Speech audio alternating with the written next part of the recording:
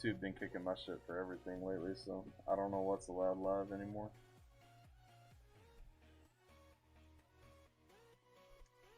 I probably just accidentally said the S word on a live, and so this won't get pushed at all, if I'm guessing. I don't know what the S word is, so. Well, it rhymes with spit, brother. Oh, you're not allowed to say that live? I don't think so. I don't know. Like, there's this clause talking about how like you can use it for artistic reasons. So like you can use it in a song, but I can't use it when I'm talking about your song. What the heck? So you can't cuss? Yeah, like so. There's a couple of reasons. If you watch my channel, like I actually like I don't cuss for one because like like I got a young daughter. I don't want her seeing like me saying things I'm telling her not to say and stuff like that. Right. But then the other side of that is like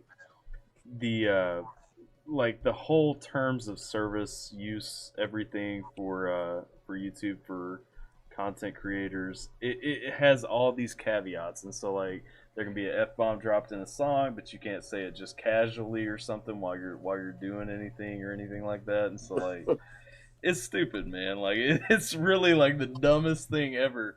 And like my channel has taken so many hits because I do a lot of like up church reactions and do a lot of your reactions. I do a lot of struggles reactions and stuff like that, and like Bryson Gray, Tyson James, stuff like that. And so like some conservative people, some Christian people, stuff like Right. that, and like you know we hit like a period, and I'm like I know I have a ton of fans of this music that are subscribed to the channel that just aren't Yeah. getting notifications about this stuff, and people started talking to me about it, and it hit a point a few weeks ago. I started telling people, I'm like, just unsubscribe from the channel, resubscribe to the channel, and see if you start getting notifications again. Because Gabe, one of my subscribers, he was telling me that worked for him, and so Yeah. like it turned out that like people who had been subbed to my channel for like 5 months had to unsubscribe and resubscribe to actually even start getting notified when I was dropping new content and stuff,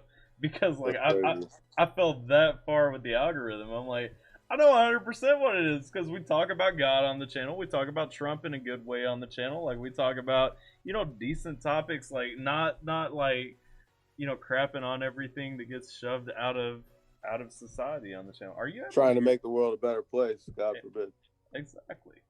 So we're live now. I just got notified on my phone that the live is rolling, and All so right. welcome to I guess I'll say welcome to my first segment of what I'm calling Around the Music. This is where I'm trying to um, hit up some different kind of content. I want to talk to some artists, not necessarily about music, because I feel like everybody that's going to hit you up is always going to want to hit you up. I want to talk about your music, but everybody that's going to ever hit you up is going to want to talk about, you know, what you got in that last album, what you got in the next album, all that stuff. I want to talk to you about some personal values too around that. You know what I mean?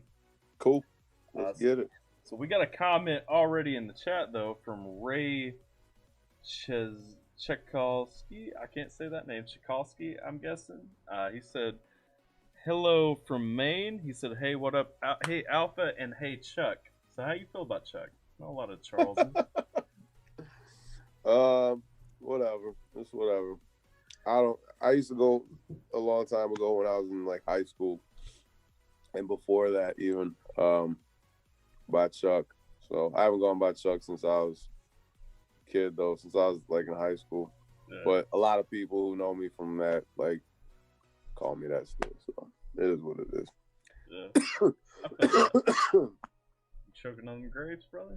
I just no, I just actually called myself Chuck in one of my songs, a new verse I just recorded. So it's Oh yeah. I don't know. I introduced myself as Charles because that's just I'm on my grown man shit and stuff. I feel that. I feel that. My government name, my first name, I'm is trying. I'm sorry, man. no. I'm with you, man. Like my first name is Jeffrey, and so like people call me Jeff all the time. I'm like, don't do that. Like call me Jeffrey. Like you too lazy to add 3 extra letters to it. Come Yeah, on now. Like that's funny. come on. I'm Uh, it's hard for I like it's so when I say Charles though, because I guess kind of the way I talk, uh, sometimes people have heard Jeff or Sean. People have had like Sean, and I have to repeat my name like 3 or 4 times. So sometimes I just like I wish I just went by Mises all the time or something because I feel like that you can't butcher that one. Although I've had that butchered too. So. Yeah. I think I may have butchered it the first time I checked out one of your tracks. I said, "Is it Mises? Is it Jesus? Like, Yeah, what are yeah. we looking at here?" Because I'm like, Hey, that's not butchered. I've heard people say mucus. I've heard, yeah, Mises. Yeah. There's some interesting interpretations. I'm like, man, I thought that would be a pretty easy one, but people are starting to catch on. So yeah, I feel that. I'm gonna say this real quick because you asked if I was a 2A fan.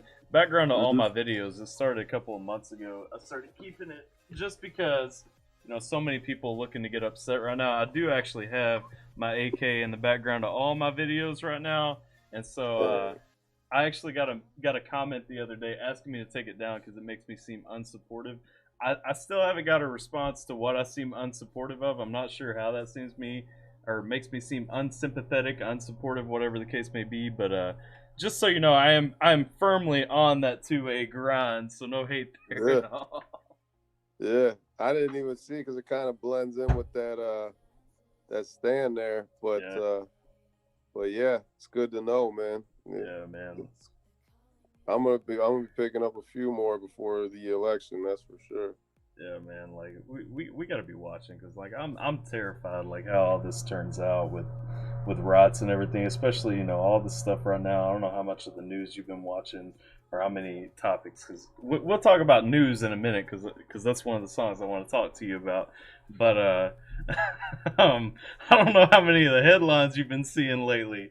But Yeah, definitely when we're talking about what's going on right now, Trump getting COVID, Trump you know all this stuff and everybody talking about these tax returns nonsense, even though, I mean, really, if they had access to that, the IRS would have went after that a while back. You know what I mean? Like, just so much in this news cycle right now is so broken. yes, Like, it's just, but I do want to talk about those stuff in a minute, but I don't just want to talk about music. So I want to make sure, um, I ain't tying it too close, and I do want to talk about the song news here in a little bit.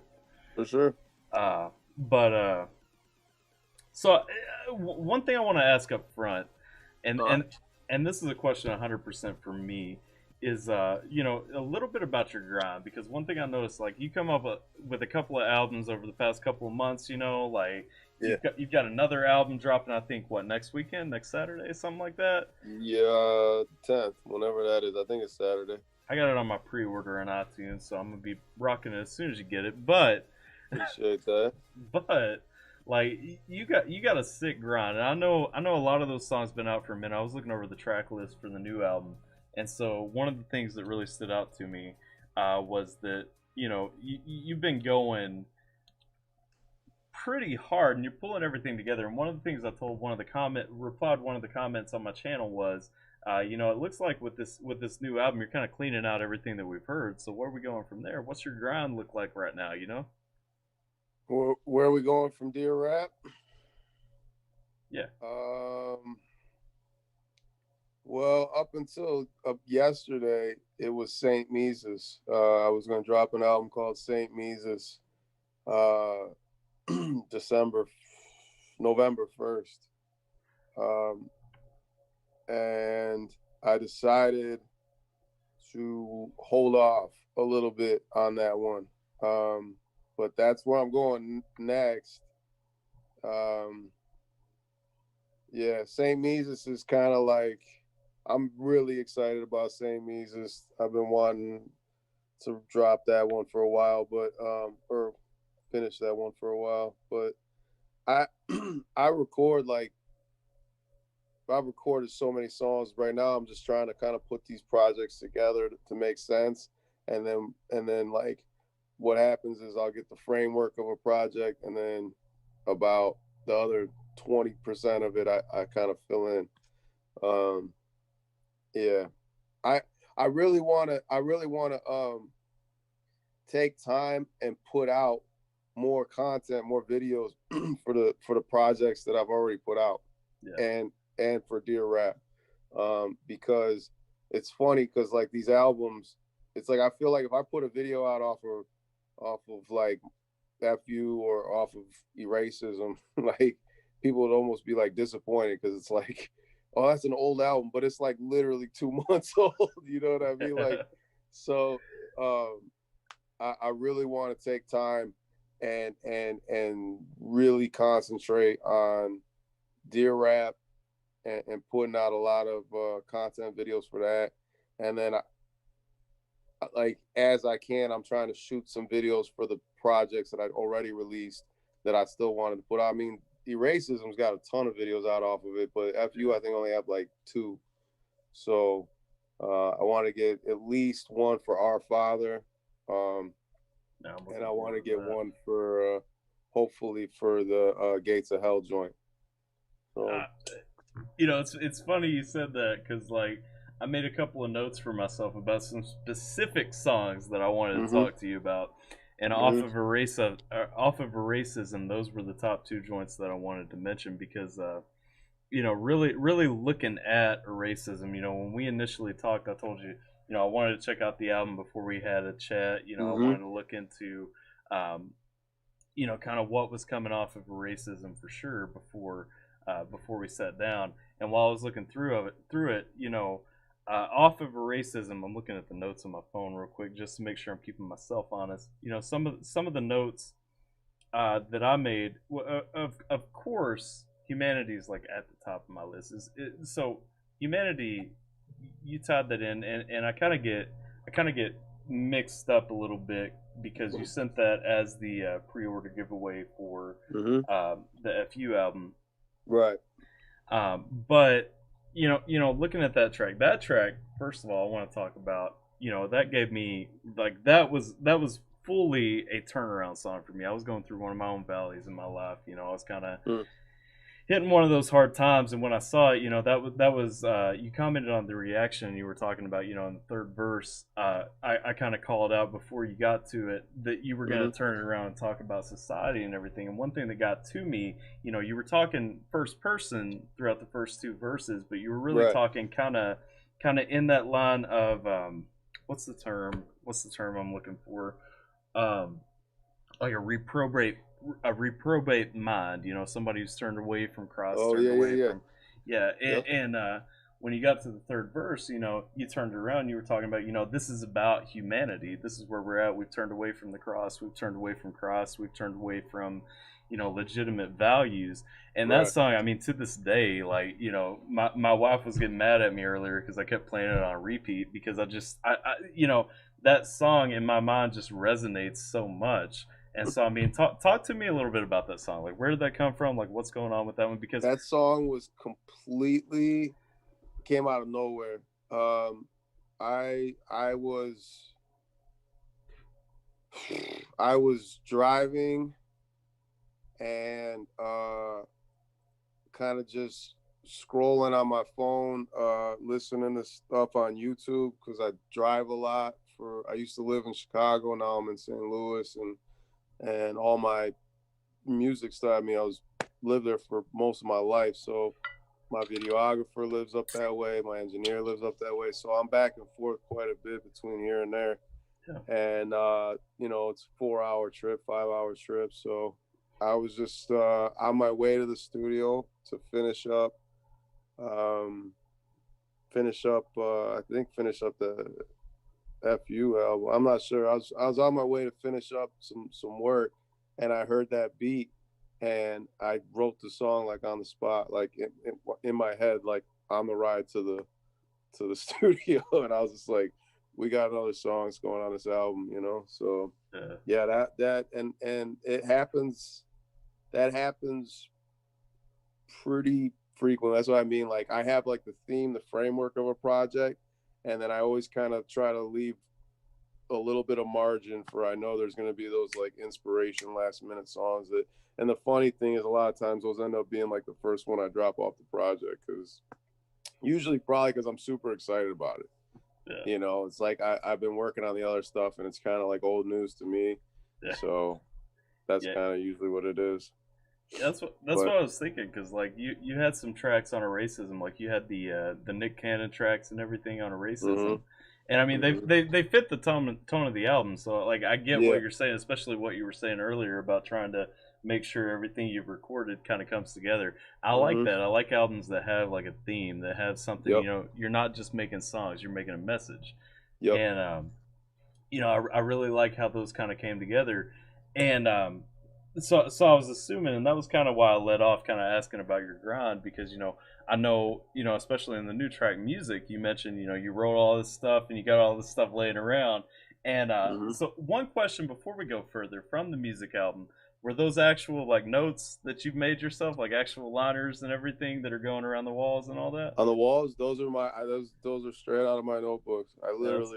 I ripped out all my notes, all my not even all of them, but yeah, I put yeah, it was it took me like 2 days to put all those on my wall. That's awesome. Um, before, because I know I got a couple of questions kind of coming through on the live chat, and so some people I want to give you a chance to answer some of the questions that some people got. But For sure. before I move into that, I do want to ask a question since we were talking about the albums, and I think I misspoke earlier. I said off of racism, off of the FU album. Right. Yeah, I know Uh, what you mean. you talked about you were coming up with a video to Our Father and all that, and so that was one of the most touching songs to me because when we talk about like children without parents, without having both parents, um, hmm I played with my daughter for like 2 hours or something this morning before I came down for this, and so one thing that I want her to know, even though I work my day job, I do the YouTube thing, I do all this stuff, like I want to still be impactful in her life because one thing I've always thought is not having a father and a mother, honestly, um, but really not having a father, that strong person in your household, that strong influence in your life Yeah. is a lot of what's wrong with society today. And one thing that you talk about Facts. is these boys that aren't men. And so I am looking forward to the video that you're coming up with for it. Number one, because I'm gonna jump on that as soon as it drops. But number Amen. two, like talk to me a little bit about that. Like tell me about that song. Like dig into that for me. That was another one of exactly what I was just saying. So my albums, which I'm sure you probably noticed, I always put the album title down the middle of the album for the artwork, and then the album songs go through the name of it, like the middle letter I use to name, whatever for every song. So originally, and I'm gonna try not to get you in trouble with YouTube. That was the F. That was the F on the FU album. It was the second song. So I had the intro and then I had the F, and it was perfect, but ucked was the name of that song. Yeah. So, but I just last minute I heard that track, um, and that's from a producer I work with a lot. But I heard that track because that's what I didn't say about the other one, the Humanity one. That was a completely random producer, never worked with a guy before. Uh, a couple people were like mad at me that I didn't know because I didn't say who was featured on. I was like, I don't know who the artist was. It was on the track already. I have no problem giving props where I wish I knew. I wanted her in the video. I tried emailing the guy and it just wasn't having it. But yeah, Our Father was something that just kind of poured out of me, and again it was like I'm like, this has got to go on. Now that album was pretty much done, and I just replaced that song. I was like, no, Yeah. this is 10 times better than the song, and it is. The other song is a funny song. It's basically the concept of it is like, everybody puts their best foot forward when they're dating someone, and the whole concept of the song is just like me just being like, this is everything I suck at. Like, it talks about being the perfect guy. I'm like, I'm the fucked guy. You know what I mean? And like, it's just like I say the most ridiculous things in the song, but I'm very grateful that song came out instead, because yeah, I really, and my dad, he died when I was a kid. So I was fortunate enough to have a stepdad when I was about 6. My mom remarried, so he's pretty much dad. Yeah. or he is that, I should say. But you know, yeah, not having a father in the house is in my opinion the number one problem with society. I think we have a lot of other issues that we need to fix, but if there were fathers in the home, and that's not to discredit women. It's so crazy when you say things like that that I actually have to clarify myself when I say that. But Yeah. yeah, it's not to women. I love you, ladies. You're what. See, the thing is, when you say a father in the house, really what I mean, and this might sound old school, and again, some people might think I don't care though. Uh, it really means a man out there being a man, bringing home the bacon, so to speak, so that there's someone home to nurture the kids, because that's what women. But instead, you got these single women that they got to be a man and they got to be a woman and a man, and they're not a man. So it's pulling them out of their identity and making them act a certain way. And at the end of the day, they can't really be that anyway.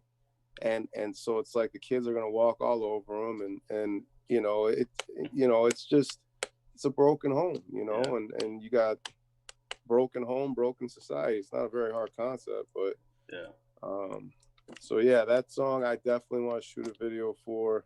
Like I said, I feel like I'm moving so fast that I'm missing some really important points that I want to make, and I know the songs, the audio's out there, and people can listen to it, but there's something about putting a visual to it that I think helps people connect the dots a little better with certain songs, at least ones that have a message, I guess. Yeah. So definitely looking forward to that one. Um, Not sure when it'll get done, but I'm looking forward to it too. Like I said, I mean, I saw the argument. I can't remember who I first saw make it, but it was kind of along those same lines, saying, race, skin color is not the issue in America. It's fathers being gone and stuff like that. And so, I think you actually use that line in the song too. And when I heard it, yeah, I'm like, man, that's where it's at. Like, we've got a generation of boys who are afraid because of toxic masculinity or whatever, which yep, used to be considered chivalry and all that. They're yeah, afraid to be men. They're afraid to be yeah, masculine, and that's so crazy. yeah. So I mean, that song really spoke to me, and I know I'm looking forward to that video. I'm sure a ton of people are too. I'm looking forward to it. I have as much. I'm having fun now, man. Now that it's actually something I can do, and Nah, man, you're set up. I think when I hit up the first reaction to one of your songs, it was the White Sin. I think you were, I mean, you were still kind of coming along on subscribers and everything like that. And I was like, hey, yeah, man, this guy's dope. Like, why is he not picked up yet? And yeah, fast forward now, you're almost at 80,000 or something like that. Like yeah. It's moving, man. It's definitely people are showing like yourself, and a lot of people are showing a lot of love, and yeah. I mean, I'm just trying my best. The big thing I've noticed though is the growth is consistent, but I've noticed, it's like when I put Trump 2020, when I put some Whites in, when I put something like that out, that's when I get these huge increments, uh, and that's cool. But like and that's why I wanted to slow down on this Dear Rap one and actually just lay into this one instead of just breezing past it, because this album is 15 songs of me speaking to rap directly and speaking to the people who love rap directly, and my relationship, if you will, with hip hop music. And I want to make sure that that is crystal clear to anyone who follows me, who I am and what I'm yeah, about, because I don't. And this is no shot at guys like Tom McDonald or whoever else might do things like that, but I don't want to be pegged into this box of all I do is make controversial stuff, yeah, because unfortunately, like Eminem, I remember when Eminem said, "I created a monster, and nobody wants to see Shady no more. yeah. They Without want me, nobody wants to see Marshall no more. They want Shady. I'm chopped liver." yeah, And it's like I don't want to do that. I do not yeah, want people to be like, "I don't want Mises no more. I want whatever you call when I make some controversial stuff." I don't want that. So Yeah, Yeah, and I think you spoke to that kind of on the track "Get Out" too a little bit. You know, yes, you were talking about not hitting up. You know, you couldn't make it big without clickbait or something like that. You know, right. you kind of hit on that vibe talking about, you know, I'm more than just the clickbait. I'm more than just these tracks that are coming out, and I've always felt that way. I feel like, honestly, I feel like some of your best tracks are the ones that aren't even on YouTube. You know, I mean, and that's Appreciate just that. me. Like when we go with, you know, like tracks like Our Father, you know, where we're talking about actual issues right here, you know. Yeah. So let me look through because I know a lot of people kind of showing up in the chat, a lot of people asking questions. I want to make sure I give some people kind of sub to my channel a chance to ask you some questions because I've got a ton of personal questions. I really want to talk about your faith because that was kind of what this whole thing hinged on. You know, is you know, as somebody who's different, kind of carrying that torch. You know, I want to talk to you about that, but I want to make sure we get some Sure. chances to kind of give you guys some questions from some people in the chat here.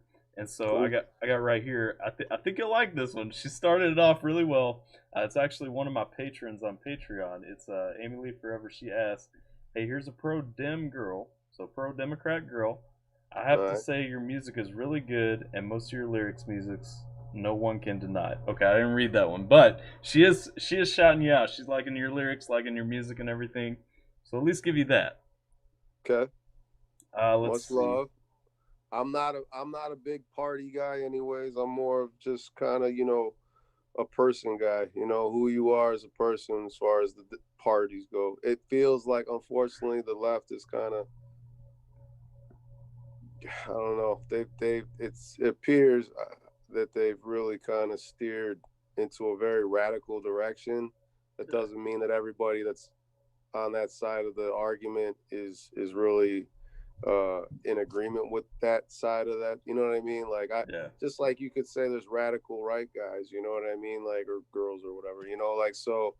Um, yeah, I'm not a big party guy. I'm not to jump ahead about the faith thing, but even the banner on my regular Facebook says, no matter who is president, Jesus is king. Like, Yeah. I mean, at the end of the day, I vote, but I pray, and my faith is in God. At the end of the day, like I'm not gonna really put my faith in man to really do anything, but hopefully their best, and whatever it's gonna play out the way God wants it to play out either way. So, Yeah. you know, No, I'm with you on that. but much, God is first 100% on that, and you know, I think I mentioned it in some of your reactions, some of my reactions to your music too. Like, you know, to me, I'm a registered libertarian. At heart, I'm a libertarian. You know, mm-hmm. and that's the thing. I mean, 100%, we probably don't see eye to eye on politics, but at the end of the day, you know, I mean, we're moving toward that same goal. You know what I mean? Yeah. But I just want to see a country where people are truly free yeah, and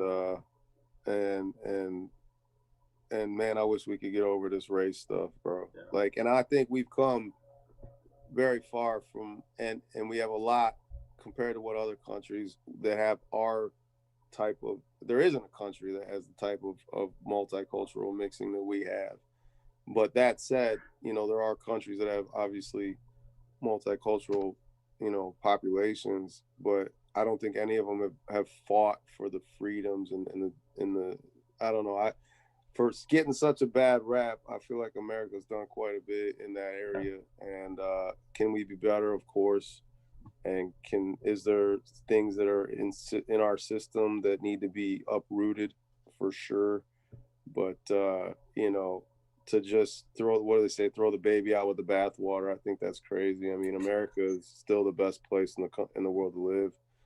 And that's not coming from someone. I've had so many conversations with people who've traveled all around the world. I haven't yet, unfortunately. I would love to, but I know a lot of people have been all around this world, and they say, they're not just saying it as some cliche thing to say. It's the truth. Yeah. No, I feel that. I've lived in 7 different countries and I haven't found a better one yet. So, Amen. I'm with Amen. that. Uh, so a couple more shout outs. I'm gonna keep Yes. going until I find a question here. Shout out to Dan because he's been planning on jumping in here. He wanted to let you know your videographer does great work. I think that's you, isn't it? Thank you, Dan. Well, my videographer, his name is Scott Josephs. At least who I've been working with for at least this year, last year, primarily. Is I think we're going. I think he's going to name his company Eddie Scott. But yeah, he's the guy behind the camera, and I've been I've been doing all the editing and all that. So I kind of, me and him, just I sat down with him one day and I said, I'll figure this out if you can if you can help me, if you can do it. And he said, let's get it. So Okay. yeah, he's dope though, man. He definitely has been a huge help, enormous help. Yeah, well, he does do great work. I haven't seen a bad music video you've dropped. So I mean, the combination of you guys is fantastic. Uh, we got to mention apparently somebody here, Eric, another one of my patrons, didn't never been into rap, didn't know who you were. Sampled some of the videos from your channel just now. Thinks you're very interesting. Dan says, "Who's Nick Cannon? I don't know this name you speak of." And Gabe replied, "Hey Dan, Nick Cannon is a guest in hip hop. He's not invited over much." I thought you'd like that. It's funny, man. Oh gosh. Hey, that was I just, what's funny is I actually have I got a video for Black and White dropping on eracism. Really?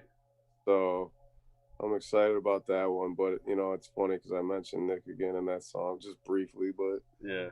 it's just like, I just want to get past that now. But yeah, I mean, and it's funny, man. I really didn't try to ride a wave.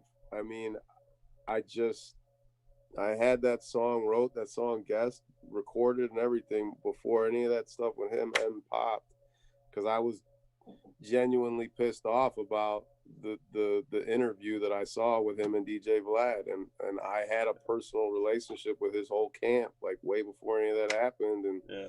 and I was just genuinely like, damn, that's how you feel about white people, dog? Like, all right. And so I made the song, and I was working on the Eracism project among tons of other projects, and I just kind of put it on the shelf, like with when that album got done, it got done, and then that happened, and I was like, maybe I should shoot a video for this, and then it just grabbed, dude, and yeah.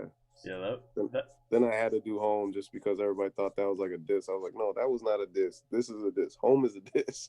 Like the first one was my point, and it just happens to diss his character because he dissed himself. I just pointed it out.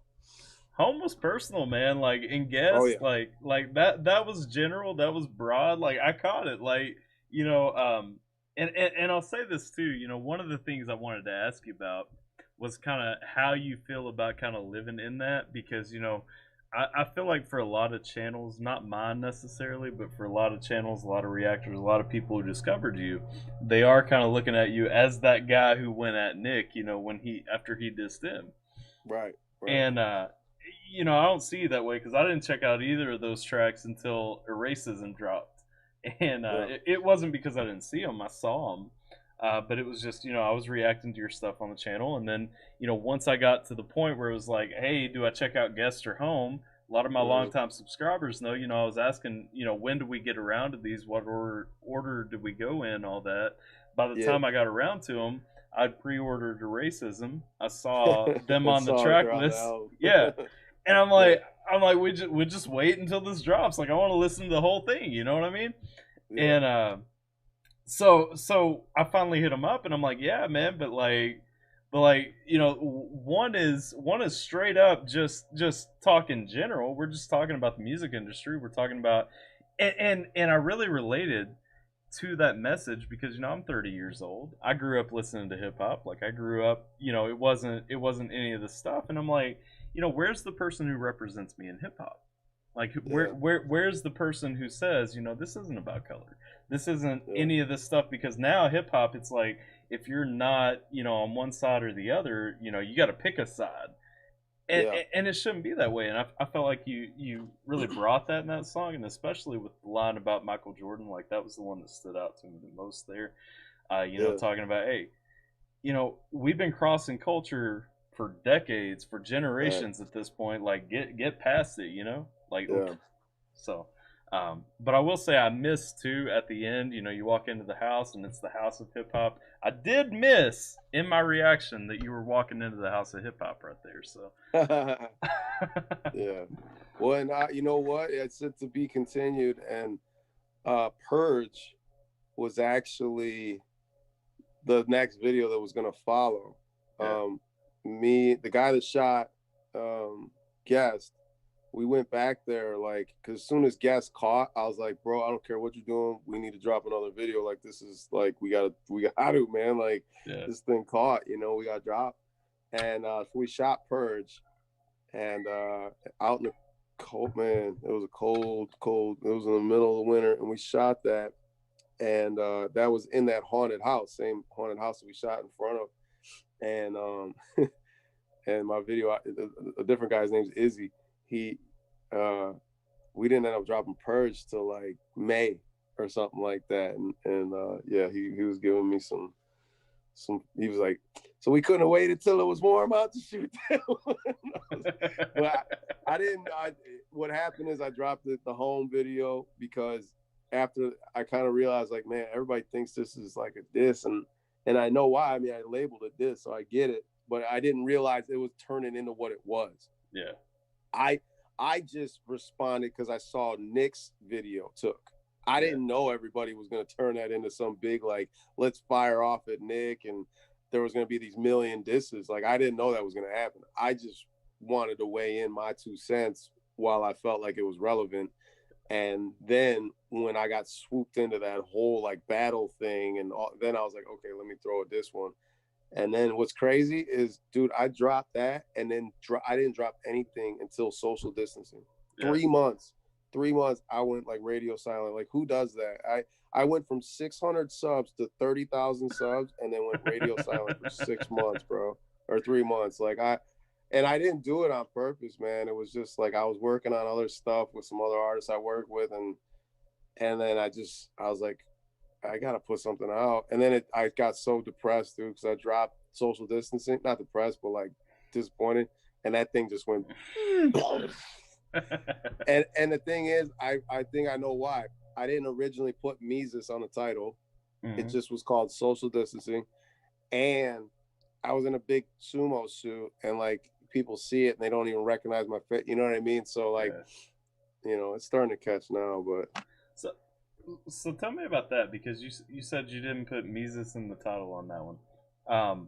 One thing that I noticed, and one thing that I noticed in the comments on one of my reactions to your videos, what was the reason that you went from your real name to Mises? I know I've heard you talk before about Mises, being Jesus in me and all that, mm-hmm, but mm-hmm. what was the reason for the change? I mean, So okay, originally, man, I've gone through a lot of artist name changes. Like when I was like 18, 17, 18, I went by Devious, which was DVS, and it stood for Dope Vocal Skills, but it was also like Devious. yeah, And that was my thing, and that's what I went by. And then I'll keep it really short, but I found the Lord, and then I didn't like that. I looked it up in a dictionary literally the day after I was saved. And it was this little small pocket dictionary. It was at my uncle's mechanic shop. And I just looked it up and it said deceitful, like trickery, something like that. And then what really bothered me was it was like the word right below devil yeah, or something like that. And I was just like, I felt like I was living my life like under the devil. And so I was like, I don't really like that. So I went to A of the dictionary just out of curiosity and just was like, maybe I'll just flip through the dictionary and I'll find something. And I got like 2-3 pages in and I got to absolute. And it meant pure, free from restriction, definite. And I picked that day. I went by absolute.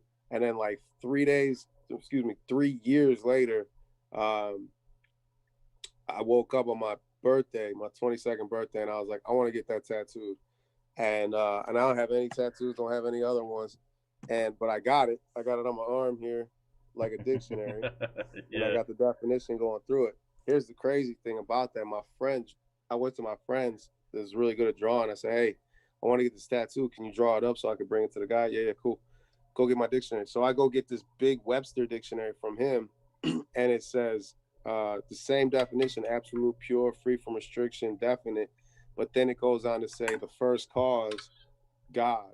So the Yeah. definition of absolute is God. But in the little pocket dictionary I saw, all it said was pure, free from restriction, definite. It didn't have the rest of that extended definition. Yeah. But I chose that name, no joke, less than 12 hours after I was saved. I went to sleep, woke up the next morning, opened that dictionary, picked that name because devious was under devil.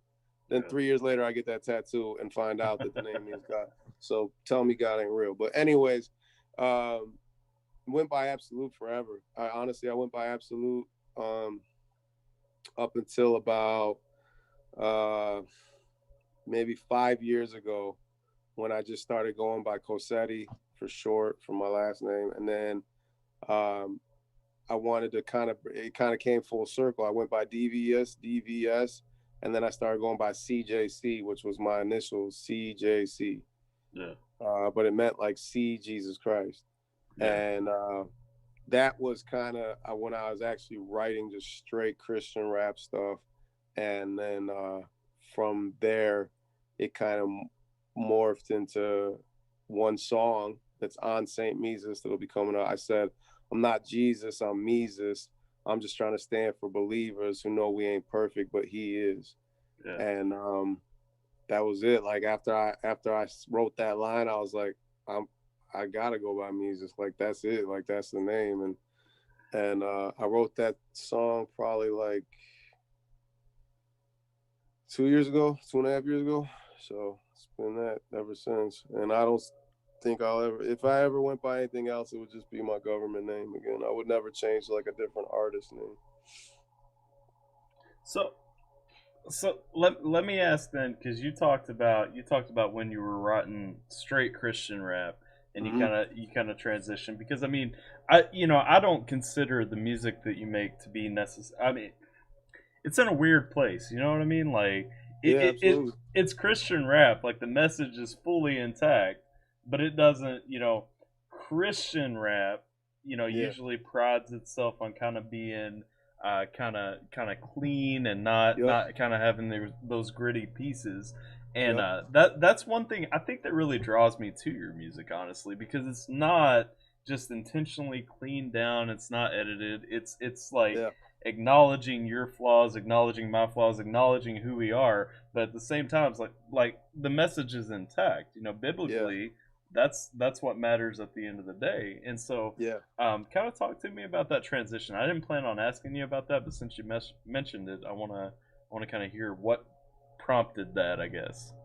So I was writing normal music, like I said, when I was a kid, and then just whatever. And then when I was saved, like this switch flip, and all of a sudden, like I didn't cuss and like none of my music anymore. And I Yeah, didn't choose it. I wasn't trying to. I just did not have. I was just writing and writing and writing, and I was just like, I didn't cuss in another song. Oh, and it was just, and then, and then I kind of started like I don't know what the word is, but like I just started shifting towards like trying to get into the game. And again, it wasn't like now I'm gonna cuss in my music again. It wasn't like that. I just started, I guess, talking about more worldly subjects and stuff. And as I did that, it started to pull, I guess, language or whatever you want to call back out of me. yeah, And so that started to happen. And then I I don't really think you can get resaved, but I kind of got resaved through a crazy process. It was like 10 years later, and I went through uh, uh, just a crazy process, and I really kind of found God like in a different way, and it made me really want to like devote my music to Him. yeah, And so that's when I really started making like Christian rap. Like I was at Christian concerts. I was opening up for certain people here and there. I made 2 or 3 Christian albums that never seen the light of day, which I pray and hope they will, because I really want that message out there. But I think time and place is important. Yeah. But yeah, I definitely want to get that back out there. But anyways, then I made this project called Victory Music, and that was kind of my middle ground where I transitioned, where I made this album that was completely like profanity free, but you didn't feel like you were getting hit over the head with a Bible. It was very much just a positive music, like victory music is what I was talking about. Yeah. And I actually did release that, but we didn't shoot no videos. I didn't have no type of social media presence, nothing. So it just kind of, I didn't really know what I was doing. And then I started working with a couple other artists on like the behind the scenes stuff for a couple years. I kind of just stepped away from like focusing on my own career at all. Yeah. And then that's when I kind of came back, and like I said, the Mises thing kind of grabbed, and I put out Rap Jesus, and that was kind of the start of it. That was like the birth of Mises as far as publicly, like people. I was like, okay, and that was the first song. Rap Jesus was the first song I'd ever put out with any profanity in it, Yeah. publicly like that. And it was kind of me. That song was actually originally called F Bombs. And when that whole beef happened, I just kind of remixed it and put it on those tracks. And since that, you know, it was the whole rap devil, rap god, all that, it just made sense for me to call that song Rap Jesus, because Yeah. Mises, you know. And then it was just, yeah. I feel like a lot of people, if I have to say anything, the number one comment I see on reactions is underrated. People say all the Yeah. time underrated, or they say something that's just like that. I'm drawing a blank, but or they're like, you know, why isn't this dude have more subs, or where, you know? And the thing is, I really didn't start putting myself out there until basically Rap Jesus. Like that was when I really Yeah. started actually putting myself out there, even though I've been doing this for like 20 years. Um, uh, and the other thing is what you were just saying. I'm making a lane. Yeah. There isn't a lane for me. Like there isn't, like, I'm not a country rapper. I'm not a gangster rapper. I'm not a whatever else kind of rap there is, or kind of music period. I'm creating a lane right now, and I don't think people know what to do with me. Like, kind of Lecrae kind of said it, and I'm sure you're familiar with Lecrae. Like, you know, Lecrae made that album called Anomaly because he kind of felt like, you know, like the church didn't know what to do with them, and the world don't know what to do with them. And Yeah. I'm kind of the same thing, except for I'm even like a little more rougher around the edges, I guess, because I'm my music isn't clean or whatever, you know. Yeah. And but it's funny because I remember when Lecrae's first project came out after the music stops, and that was actually when I met, this is weird. That was actually when I met Nick Cannon's people in 2008. And I Yeah. remember being at some store in like a mall in San Diego, and because that's like where his camp's all from. And I'm down there for like a week, and I was just at the mall, just minding my own business, just chilling. And then I saw the shirt that said "Sinner" on it, and I was, you know, I'm still hardcore Christian, but I was like, kind of like, when I was kind of on the wrong side of that hardcore thing, where I was like, what? You're proud, be a sinner, you know? And I kind of Yeah. like, I saw the shirt, and I got offended by it, and I like walked in, and then I realized it was my first experience to like a Christian store, and like I walk in, and like, you know, it's got like a Bible verse on the shirt, like it says, you know, I'm a sinner saved by grace, but it Yeah. says sinner real big, but then, you know, saved by. And anyways, I went to the back of the store, and they had music playing. That was the first time I heard Lecrae, and it was '08, and I remember like thinking like he went that route, and, you know, basically he's a mainstream artist his whole career, Yeah. like, but he just marketed himself as a Christian artist because it's a big fish small pond type of thing, and it was a smart move. And I'm not saying he was fake, I'm not saying he's not a Christian, I'm saying that he specifically, and I'm just not willing to do that, you know. I know it's like a Yeah. long answer saying that, but I'm like, nah, man, I'm not a, you know, if I want to talk about this, I'm going to talk about it, and I shouldn't feel like I can't, you know. And but it's a longer road because you got to make the road Yeah. as you go. It's not already created for me to just drive down. Well, So you're putting out what's on your heart. I mean, that's the thing that yeah, speaks to me the most about your music anyway, is like, you're an artist, you're putting out, genuinely what's on your heart. You're not putting yourself in a box, you're not saying this is off limits, that's off limits, yeah, you're coming out with it. And I appreciate that. I think a lot of people appreciate that. I thought about, when the Bible talks about being in the world but not of the world. I mean, that's yeah, talking about our spirit. That's not talking about, how we look, anything like that. I mean, having all these tattoos and yeah, everything in Kentucky. I mean, that's the thing. I feel like I've reached more people when I talk to them about Christ because I don't yeah, look like every other Christian. I'm not coming at them like every other Christian. You know what I yeah, mean? I'm yeah, not coming at you saying, "Hey, you're going to hell. You need to look at what I'm looking at." I come at them and I'm like, "Hey, we connect over this thing. Now let yeah, me talk to you about God." Like, you yeah, don't see that, you see it in my life, and now let's talk about this.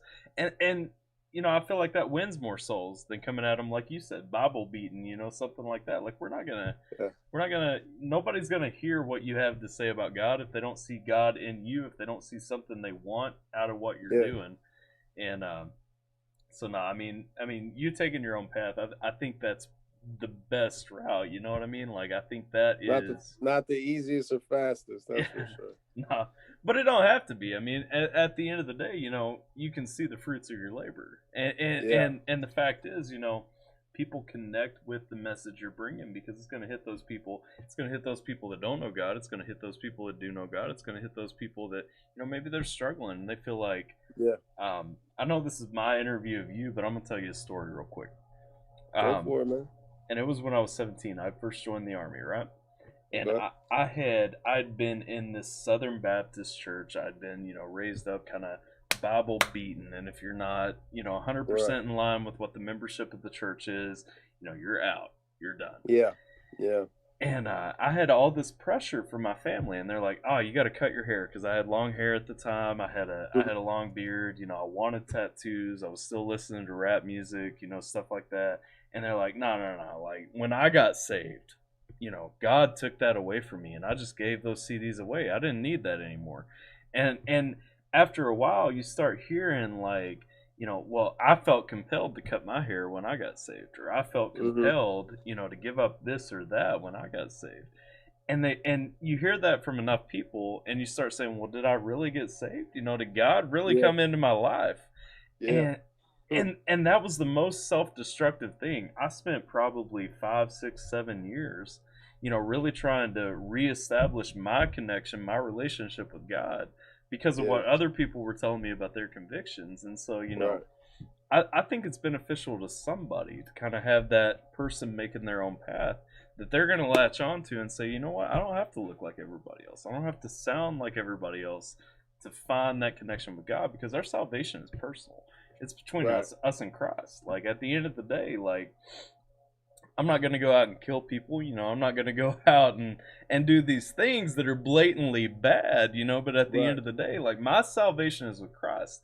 And if somebody on the side of the road wants to say, I don't think this thing is in line with that, or that thing is in line with that, that's not up to them. I think, No. Yeah. and I just think that's so important to kind of keep in mind, while we're going through all this stuff. And I think a lot of that is what you talked about in your Gracism track, because really in Gracism you kind of go into, Jesus died for everybody. When he shed blood, he shed it for everybody. It wasn't for Yeah. your sins or my Yeah. sins or anything like that. And so that was another track. I mean, we're getting through these pretty quick through the tracks that I wanted to talk to you about, because I mean, it just kind of comes up in who you are, kind of how you carry yourself, and how your salvation kind of presents itself. Amen. But Amen. Yeah. That's. And you asked, the first question you asked was about, what's next. yeah, And that's really what's next, is that Saint Mises thing. Uh, it's a whole. That's me, I think, stepping into my lane fully. These yeah, first few albums that I've been putting out, um, I have kind of like set the tone and kind of cleared up some like kind of I feel like I'm just kind of getting comfortable. I'm getting in here, and Yeah. then it's like this Saint Mises joint. That is the album, and it's proper. You know, I mean, it's what I go by, even though I just go by Mises. I the whole Saint Mises thing was because as far as social media goes, handle wise, I wanted something that was uniform. Yeah. And there was a couple Miseses that were already took, like Instagram. Somebody had me. She's got like literally like I messaged her like 10 times, like, do you really want to keep this? And like, it's like, so I don't think the person even like, I don't even think it's an active page or nothing, but I was just like, whatever, I don't care. And I went by Mises Music forever. And then I just like, I want something that's personal. And then St. Mises, and I searched, like, make sure it was good on all of them. And I was like, yep. And I went with that. But the album really is like, it defines my lane 100% of what I'm trying to do. Who I'm trying to be in this game. You know what I mean? Yeah. Like, my role, and so I'm really excited about that album, and but I want to make sure I do it right when that album. Like, I'm disappointed. Like, right now, I'm like, I feel like Dear Rap is my best album I put out so far, no question. Like, I hope people feel the same, but to me, and maybe they won't because it's not filled with a ton of controversial stuff. It's more like a lot of what you just heard on that new song, Music, and Yeah. Dear Rap, and like it's rap, it's rap, but I'm like I check every now and then, like, actually right after I sent you that email last night, I checked on iTunes, and it's like it's not even doing anywhere close to what the first two are, like, as far as where it's at. And I get it, and I'm like, man, I gave this a 2-week pre-order too, and like I'm like, oh, like, what's going on? But You ain't so got I that just want clickbait, man. I know. And the thing is, I mean, I'm okay with that. Like, if something naturally happens that boosts it, cool. But I'm not gonna get thirsty for that, whatever. But that was all to just say, like, I really want to make sure that this next one doesn't fall through the cracks. Because what I'm kind of saying is, I feel like, at least right now, I feel like this is gonna fall through the cracks. I feel like it's my best project, but I know the people that really rock with me, it's not going to, and the more I put out, the more people will go back and look. So it'll get heard one way or the other, but I don't think it'll fall through. I mean, I think like that core. I think there are a lot of people who are really interested in and identify with like who you are at your core. And I mean, I if there, hope so.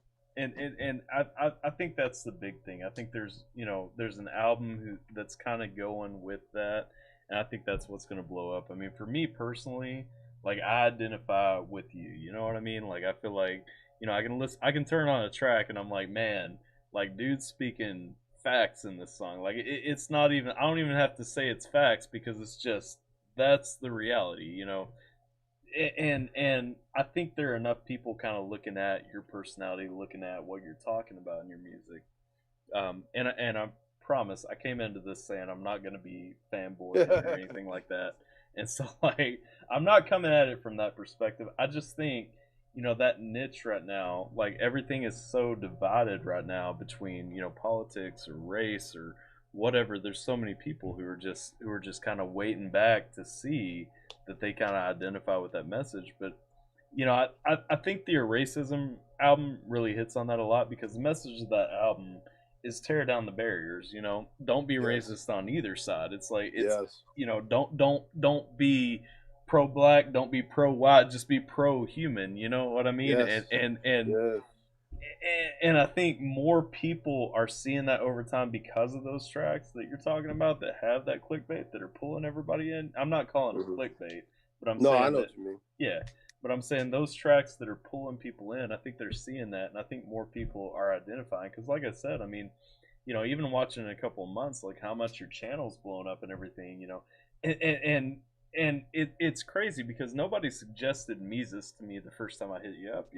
It was just you had this controversial song that popped up in my suggested feed, and I checked it out, and I was like, man, this dude, he's talking about George Floyd, and he's saying, hey, man, George Floyd was done wrong, but don't Hmm. blame everybody for what happened wrong to George Yeah. Floyd. and Yeah. it kind of went from there. And I think there's 100 people like that, and that that kind of turned into the tracks that are saying, like the new ones that are coming out, like Dear Rap, like music, like stuff like that, where you're talking about your mind and you're really getting into. I keep calling that song Dear Rap. It's the talk. Mm, But we're getting into like those things where we're looking at the mind of Mises and we're going through, what is Mises thinking, and mm, because of that introduction, you get into that. I think that's 100% valid. I think it's relevant to think about while you're, going through all that stuff. yeah. Amen. I got I'm gonna shout out a couple more things from the chat because I know I'm long winded and I've talked over everyone through this whole thing. Uh, I got legit free pressure has kept me from doing something stupid on more than one occasion. Now my go-to get my head out of my ass song. Hey man, highly combustible said that. 100% fact, man. I'm the same way. I latched onto that song when I heard it. You want to talk about that? Absolutely.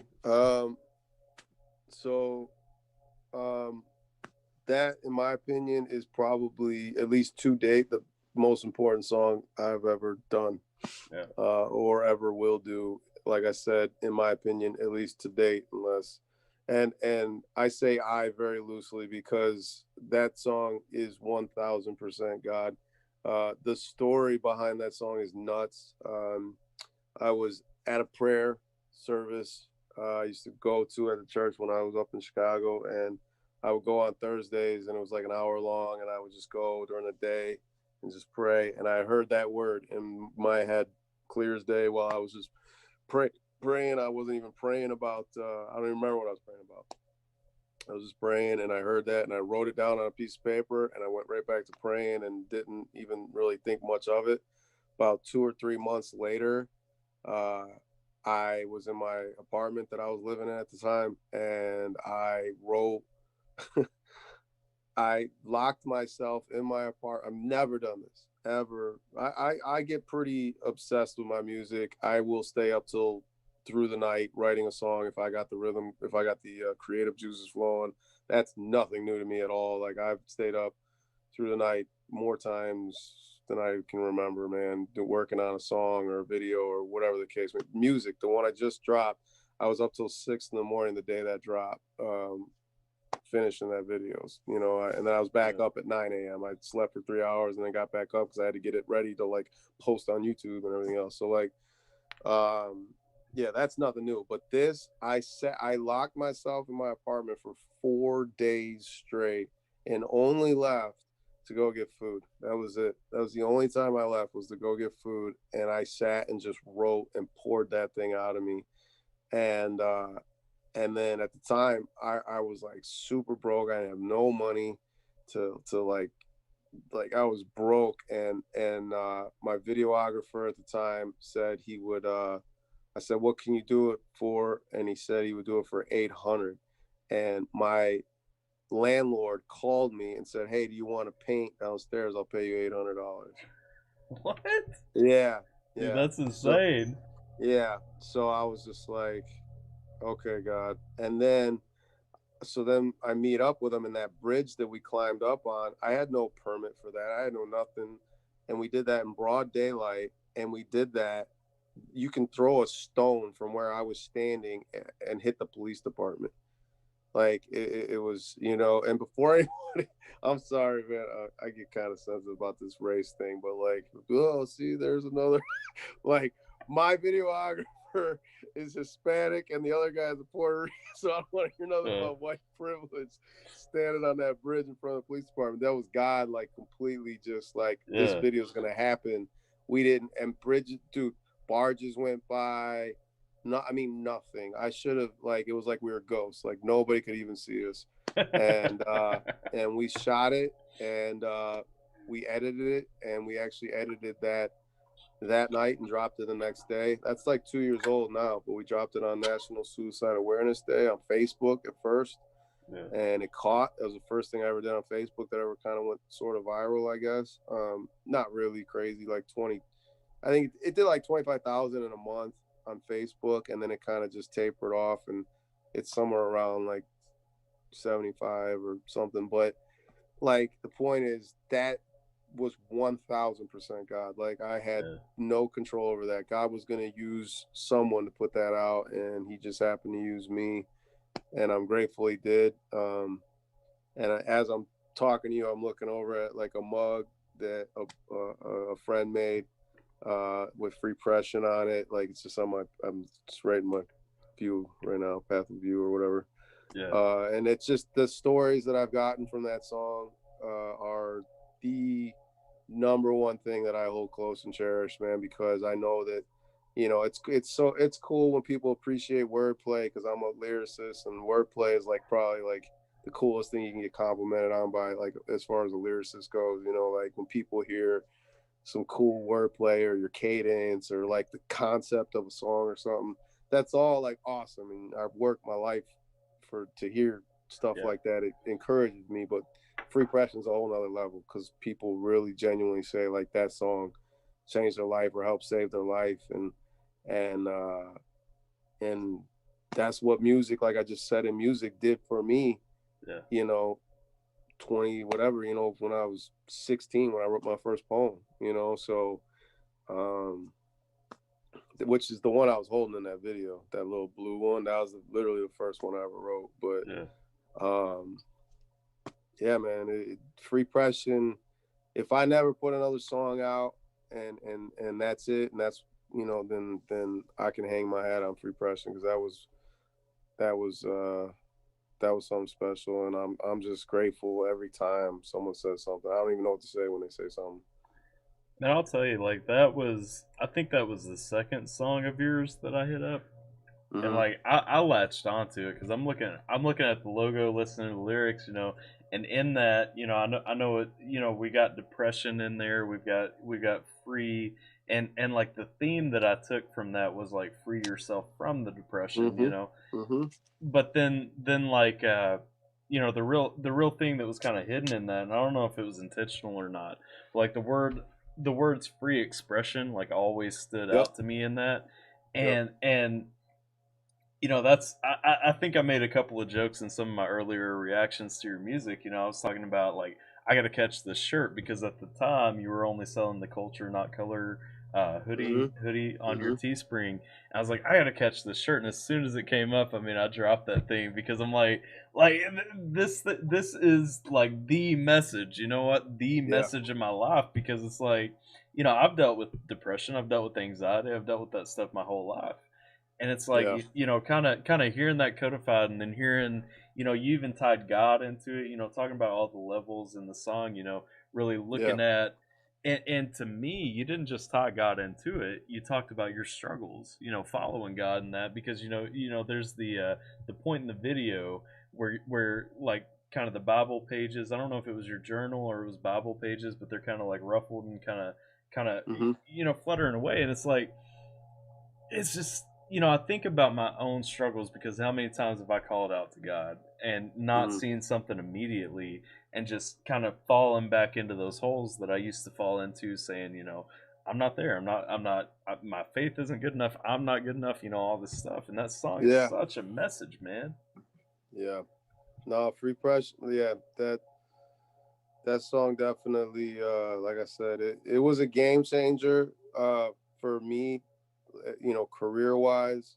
It was like a confidence booster, I guess you could call it, because I put myself out there, and you know, it could have gotten completely shut down, especially as a guy. You know, it's just kind of one of them things where, you know, we're not supposed to talk about our feelings and blah blah blah, right? So it Yeah. was like, and when I put myself out there and it got embraced the way it did, that was a huge confidence boost to me to say, okay, I think I'm going the right direction with this. And then, like I said, you know, the fact that, you know, even if I got one message that said something along the lines of what we just heard, you know, that would be enough. But I say this humbly as I humanly possibly can. I've lost count of the DMs and comments that I've read, um, and to like, I honestly almost it got to a point where I almost couldn't anymore because um,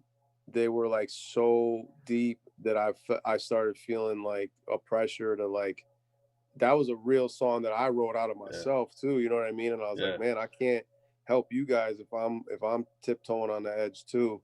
And thank God I found a balance with that. And so now it's like I'm really grateful every time I read something like that now, because it's just like it lets me know I'm not alone. It lets me know that what I'm doing is reaching people and hopefully helping. And yeah, like I said, that song probably the greatest song I'll ever put out. Hey, Might not get the most views or might not get the most, you know, attention, but in my opinion, that's not what great is measured on. I'll tell you, man, like 100%. Like, and I love most of your songs. You know, I've talked about a few of them already, but like, Free Impression is still that one that I go back to. Like, you know, myself personally, I'll be sitting downstairs, you know, editing my videos like 11 o'clock at night or something. That's like in Hmm. my playlist that's running through and stuff. You know, because it's just like I can sit down and chill and Hmm. vibe with that track. You know, because it Hmm. just it takes me to that place. It's a Yeah. place, and it's a place of deliverance. Like I can tell it came from your Yeah. soul, you know, and Yeah. it's in mine too. Yeah. Uh, It's definitely empowering. That's for sure. let's see. I want to catch up on a couple of these comments, and then I got a question for you. Let's see. It amplifies talking about a lot of the things that we're talking about. It's expressed now. Let's see. Uh, Crenny Music, my homie Crenny Music, who's got another reaction channel. I think he's hit up a couple of your tracks too. He wants to let you know he loves you, Mises. Appreciate that, bro. Me and that dude been rocking for a hot minute now, so I love his music too. He's a rapper. Um, uh, Okay. Definitely check out some of his songs if you haven't, because the dude's Yeah. Yeah. fantastic. But let's see, let's see, loving this podcast. Amplifies not the core reason for it. Dan says introduced a good friend of mine to Mises music a month ago, and now every time I stop by, he's listening to the music, playing Mises. He's became a big fan. That's what's up, man. So That's what? dope. Go ahead. I'm sorry. Oh, I just said that's dope. That's dope. Yeah, man. It's a message you can't get away from, man. I'm saying God's working in it, man, and I 100% appreciate that. Like, can't tell you how much I wore one of your shirts. My church had a revival a couple of weeks ago. I wore one of your shirts to church, and everybody was asking me about it and everything. And I thought it was hilarious. I'm like, yeah, man, like it's a rapper, and they're like, oh, which rapper? Like, you know, let's talk about it. I'm like, man, I'm sitting here in church, like we're going through revival and all this, all these people coming, but That's that's what's funny. up, man. It's a universal message, you know. Yeah. So Amen. let me ask you about that. So let's talk What's about up? church. Kind of sticking on that faith piece for a minute. Hmm. One thing I really wanted to come up, and I know we've been going at this for a while, so feel free to shut me up anytime and tell me you got to go. Nah, Um, we're good. okay. But on the faith piece, because I do want to talk about that for a little bit, for a minute. So I saw in a comment one day. I think I was watching a reaction on another channel. I don't think it was in one of your comments, but I saw a dude talking. He's like, "Hey, you know, I was having a conversation with my pastor, and he told me it wasn't okay to be listening to Mises's music. You know, music like Mises makes and stuff like that." What are your thoughts on that? Because we kind of touched on it a little bit ago. I was talking about my side of that, and I think, you know, from my story, you and probably everyone knows how I feel about it. But what what's your take on that? Like when you hear fans say something like that. Mm? Um, I can understand the what's the word I'm looking for? Like the wrestle. Yeah, And everybody's got to walk their own walk, man. I mean, what someone can do, someone else might not be able to do. You know, a lot of people. I have a song. I don't know. It's not gonna. Actually, I shouldn't say I don't know. It's not gonna be on Saint Mises. I might just put it out as an individual single or something. But it's called "Cussin," and it's CUSSIN ? So it's like this whole subject of language and is what's right and what's wrong and what's a sin and what's not. And um I've been so torn on this subject. That remember I said Rap Jesus is the first song I put out with profanity in it Yeah. because for whenever I put that out, I don't know, 2017, 2018, you're talking about 2008. That's why I said a notice that that was my first album, the first cause. Like that Yeah. was I remember the tattoo I said the first cause, Yeah. God. So I ended up calling my first album the first cause in 08. 2008 is when I dropped my first album. And by drop, I mean we had an album release party at a club, and that was it. That was a drop. but but I mean it was CDs and the whole bit, you know, and whatever, and it was cool, you know, a lot of, you know, but I didn't have anything on YouTube at the time. I don't even think I had a. I think I had a MySpace. That was it. Like I don't think anybody even had a Facebook or any of that yet. So we put it out. It was cool and whatever. But yeah, the whole I felt really torn, especially that, like I said, then like about a year and a half later is when I really had that kind of like re-salvation or whatever you want to call it, which it's not a salvation again, but it was just kind of like this, you know, whatever re-encounter with God, and then I started writing all this Christian stuff, which had like no cussing in it at all. And like I said, I had this wrestling match in me forever, and I basically just didn't put anything out until I put Victory out, 2014, which is 6 years later, after my first album. And I just had, so I understand if people wrestle with that, man. I personally don't think that it's wrong, because, well, first of all, the funny thing is if you look at any of my albums, even like if you look at Racism or an album I literally called FU, right?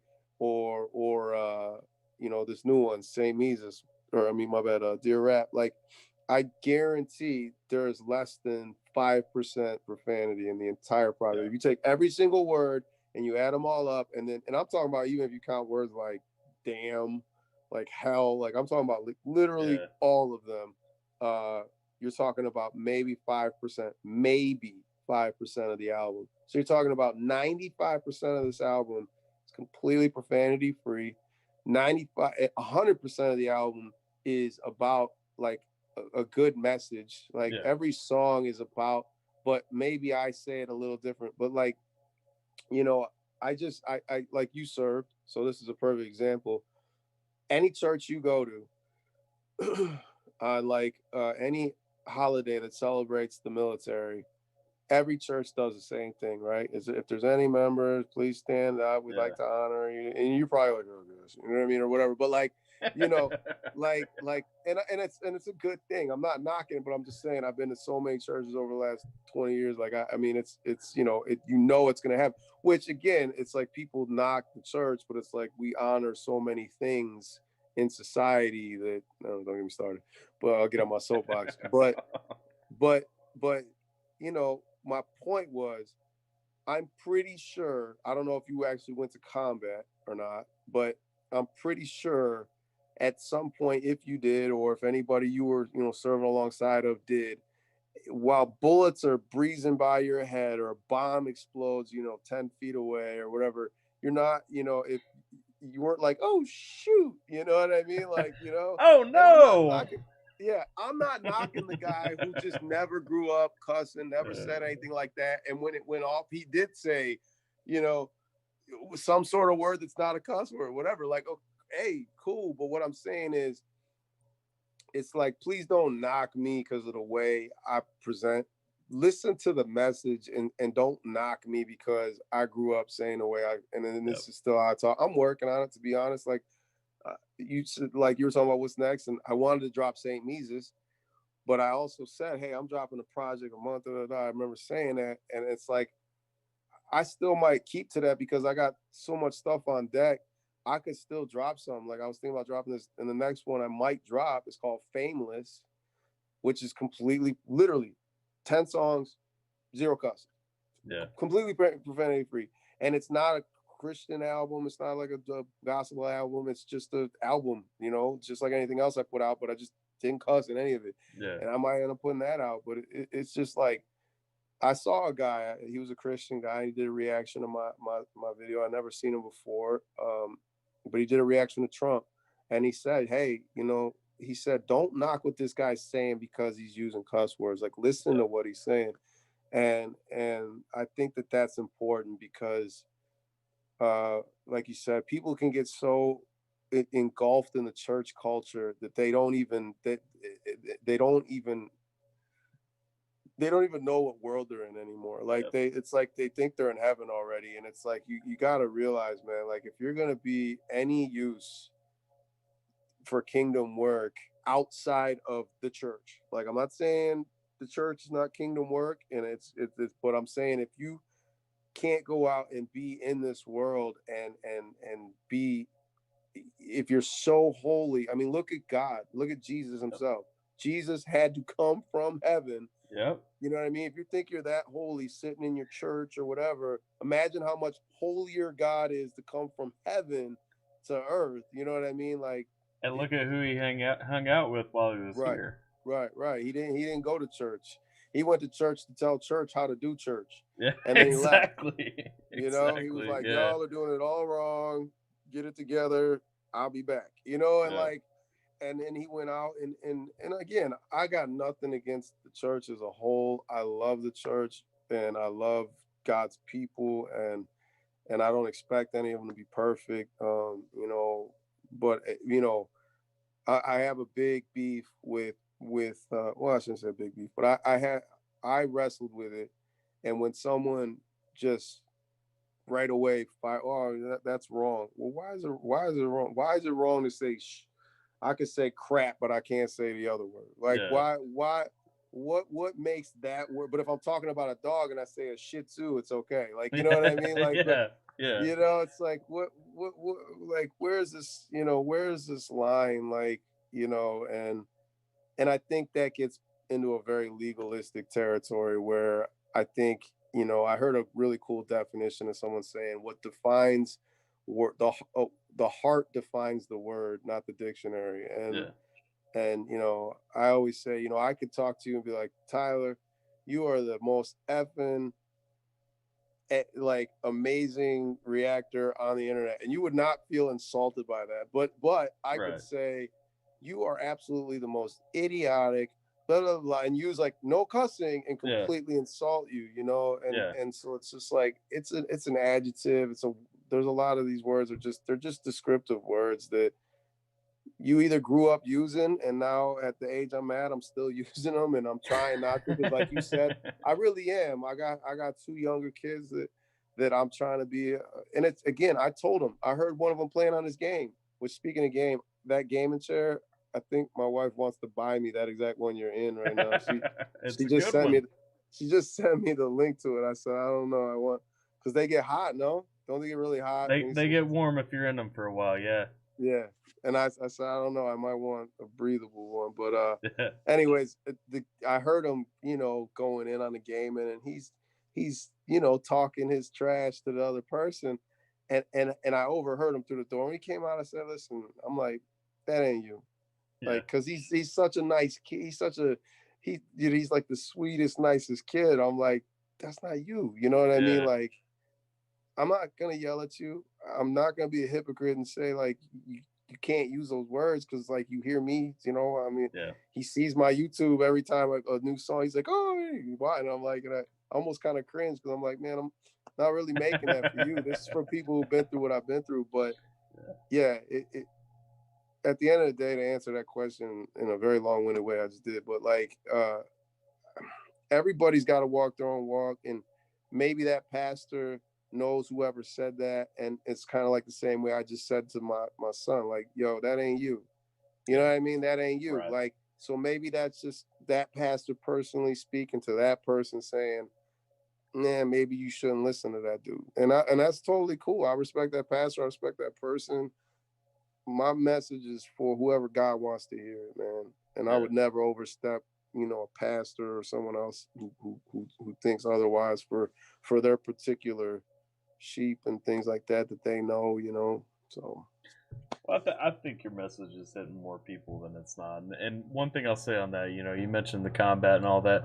It was about 2 weeks in Afghanistan before the exact language that we were using went out the window. So Hmm. I'll tell you, those words you care a lot less about what you're saying and a lot more Yeah, about the message you're conveying when you've yeah, kind of been in those situations. So yeah, yeah. um, Amen.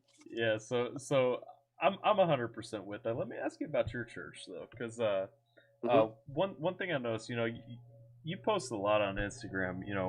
Even from inside your own services. Posting like Yeah. what's going on during service. I think the first thing, because I'm not super active on Instagram, but the first thing that I really latched onto from your Instagram, you'd posted. I think it was during the worship portion and you posted, so thankful for having a church that's about God 24/7, not just on Sundays.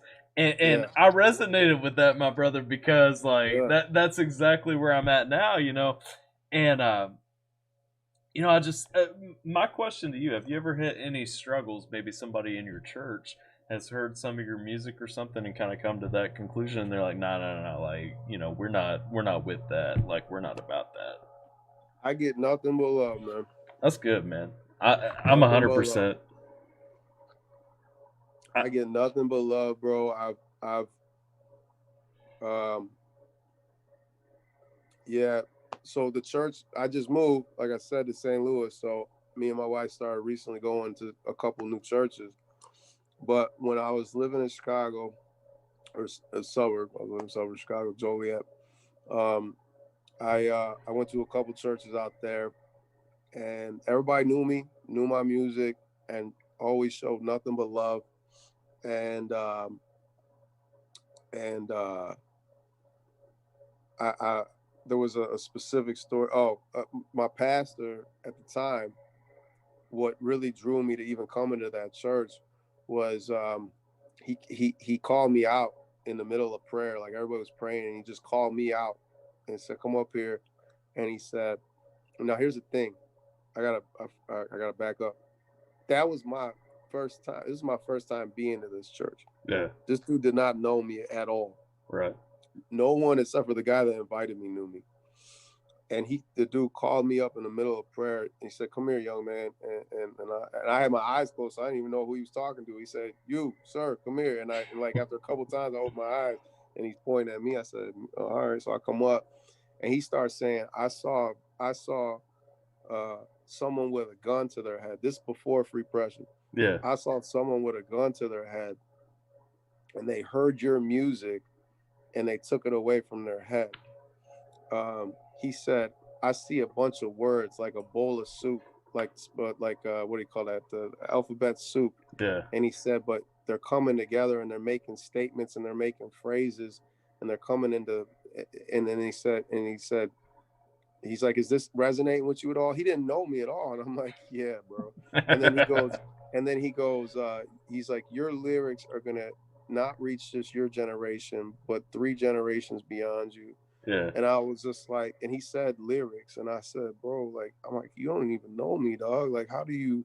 And so, and I obviously after the service went and spoke with him and talked to him, and he kind of mentored me a little bit, and I told him, I said, "Man, my music is not like gospel music, bro." And he was like, right. "Your music," he said, "your music is gospel for who needs to hear it." Yeah, And he said, "You're standing on a pulpit I can't stand on." And I said, "That's what's up." And he told from that day, he never judged me. He never. And then he called me up one other time during the service, and he said, "The world needs to hear God's message, not your message." yeah, That's what he said to me. He said, "You make sure you give them God's message, not your message." And I said, "Yes, sir." yeah, And so yeah, man. I fortunately, man, I've never. I mean, there may be people behind my back, but personally, I've never had anybody ever say anything but, "Man, love what you're doing. Keep it up." I've gotten a ton of encouragement from the church, which has been that's awesome. confirming and necessary, man, because the devil will definitely try to derail you. Yeah, no, absolutely.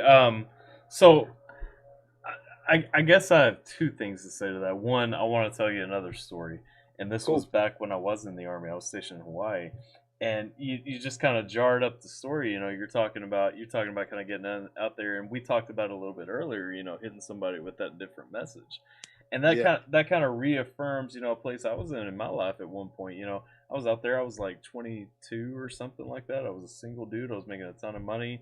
Yep. $300 bar tabs every Friday and everything. And I remember Yeah. this one Friday, I stayed in and I'm sitting in the barracks and I've got this friend who's a really good friend of mine. We went to Afghanistan together, all this stuff. And we stayed in one Friday night and we're sitting there just talking, playing rock band or something like that.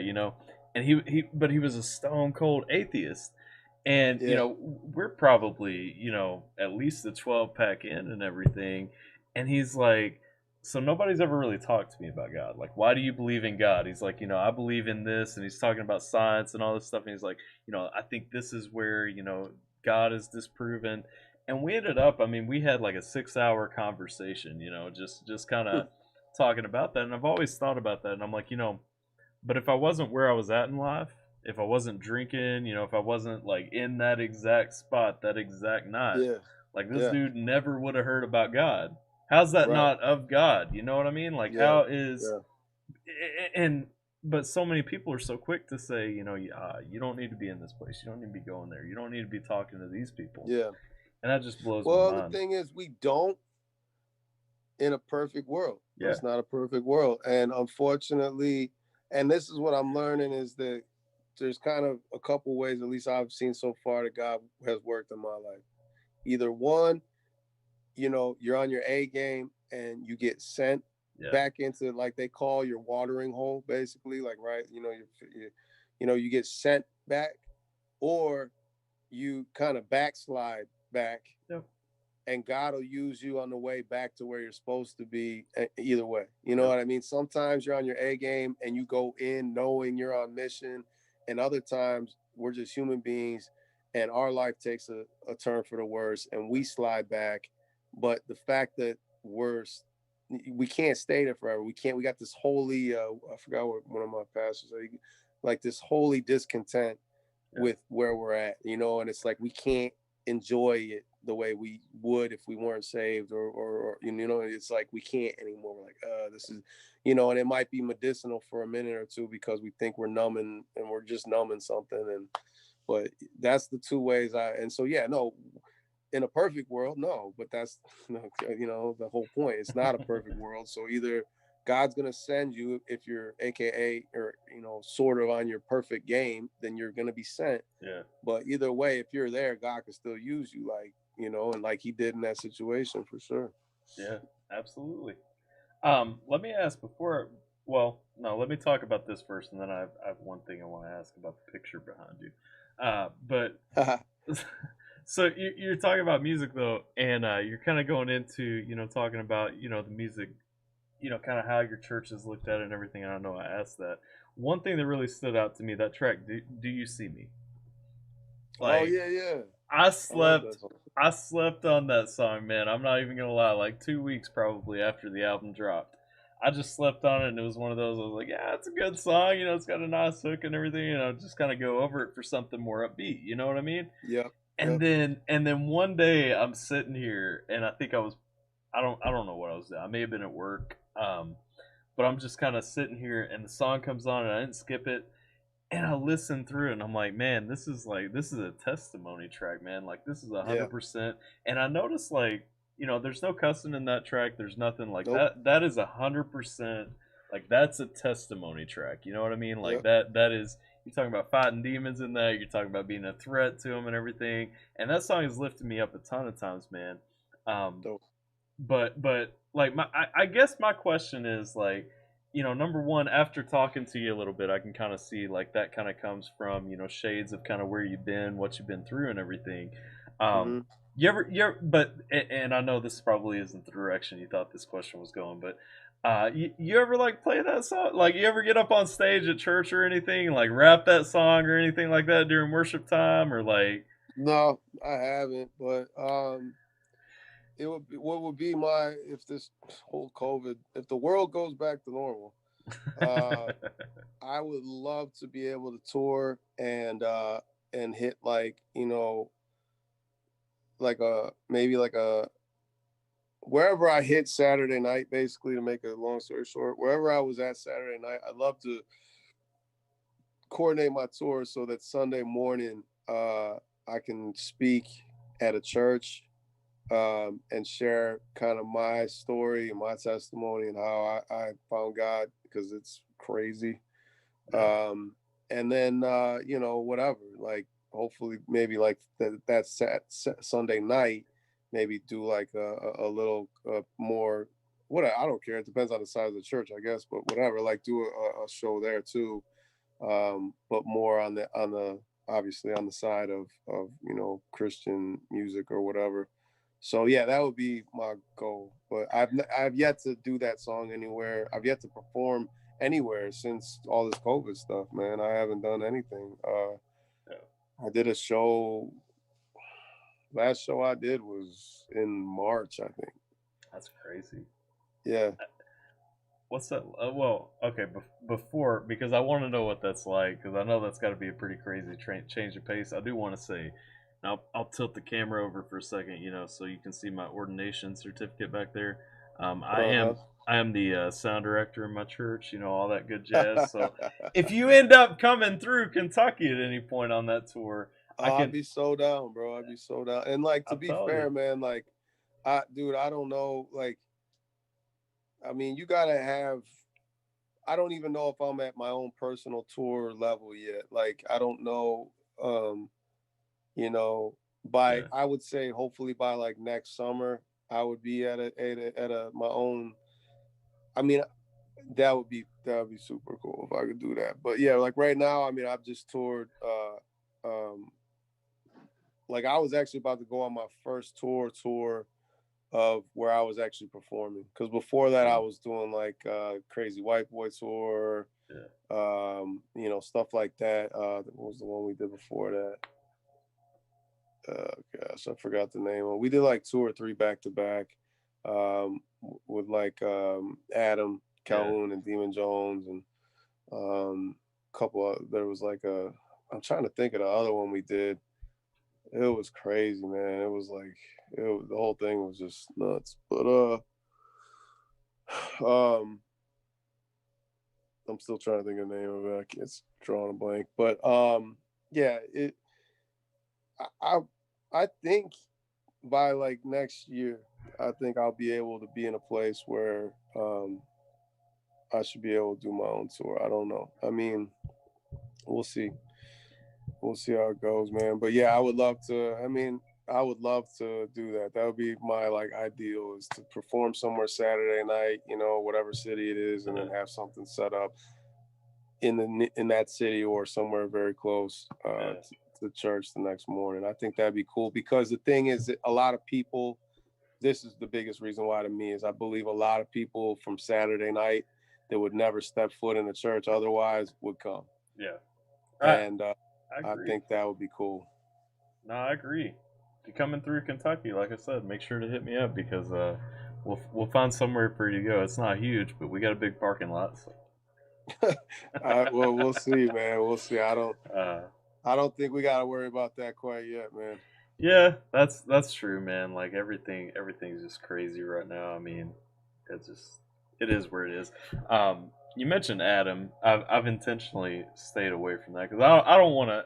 I'm sure you get tired. Well, not tired. I mean, I know you guys are tired. You guys grew up together, right?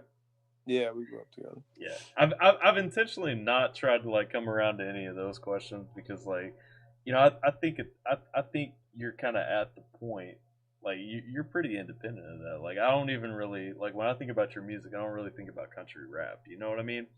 Yeah, And no, yeah. so like how do you feel sometimes though? Because I feel like there is kind of a tendency to tie you to Upchurch, to tie you to Adam, to tie you to Demon Jones, all those. Do you ever kind of get a little bit upset that like that's kind of where you're pushed, even though you're not really falling into that category? I don't think so. I don't think I because I think people are just associating me with what they're familiar with. Yeah, and I think that they mean it in a compliment, anyways. Yeah. So to me, I just take a compliment for a compliment, Yeah. um, and I the fact of the matter is that's where you know that's it. There's not a lot of artists that are like pro America or Yeah. pro rappers. I'm saying like pro America or pro kind of right or whatever you want to call it. Like it's just not a very common Liberty. theme outside of that genre, outside of that country rap genre. Yeah, it's liberty. It's yeah, as far as rap goes, I mean, raps tends to lean more towards just other areas. I won't really. You just don't have a very big audience. So I know that there's a lot of reasons, and then obviously, um, like just coming on the scene at the same time. So I no, I don't ever get. What bothers me is when I get the whole like, hey man, can you give this to so and so? It's like, cool, dude. You know what I mean? Like Yeah. or whatever. Like you know when I become a middleman, that's Yeah. and it's if it's approached the right way, it doesn't bother me. But if someone I've never heard of, never talked to, never was the first thing out of their mouth or first thing out of the message or whatever is something like that, Yeah. um, because I'm the type of guy I am, a lot of times, I kind of just whatever, and I might just humor the person, but it's that but I don't really get a lot of that anymore. Maybe it's Yeah. just because like I kind of put out the energy, like don't do that anymore. I don't Nah, know, like I think you've got your own voice. I mean, yeah, legitimately, if I hadn't dug through like a bunch of stuff, and well, I previously hit up a collab with you and Adam, but like if I hadn't dug through, your previous interviews and all that, getting ready for this one, like I probably, wouldn't have even thought to kind of yeah, include that piece, yeah. but I know I got a few Upchurch Adam Calhoun fans in the comments, so you're gonna give a shout out to Creek Squad real quick before we go any further. What's up, Creed Squad? Shout out, shout out. Yeah, no, church is cool people, man, and Yeah, Adam, like I said, we grew up together, and Demon's a good dude. Demon's probably the most genuine dude I think I've met in this whole thing. yeah, That dude's an OG, man. He's been in the game so long, and just like I mean, he's been yeah, he knows the game real good. So I like yeah, and then struggle's a cool dude. I only met him very briefly. Jelly even briefer. Jelly was yeah, like a what up, like that was about it. yeah, In Colorado, but most of the people I've met and through the country rap side of things are down earth cool people, man. So yeah. you know, and Struggle. I know a lot of people talk and that because it's kind of a small knit community. So that's why I'm not surprised when I get that comparison.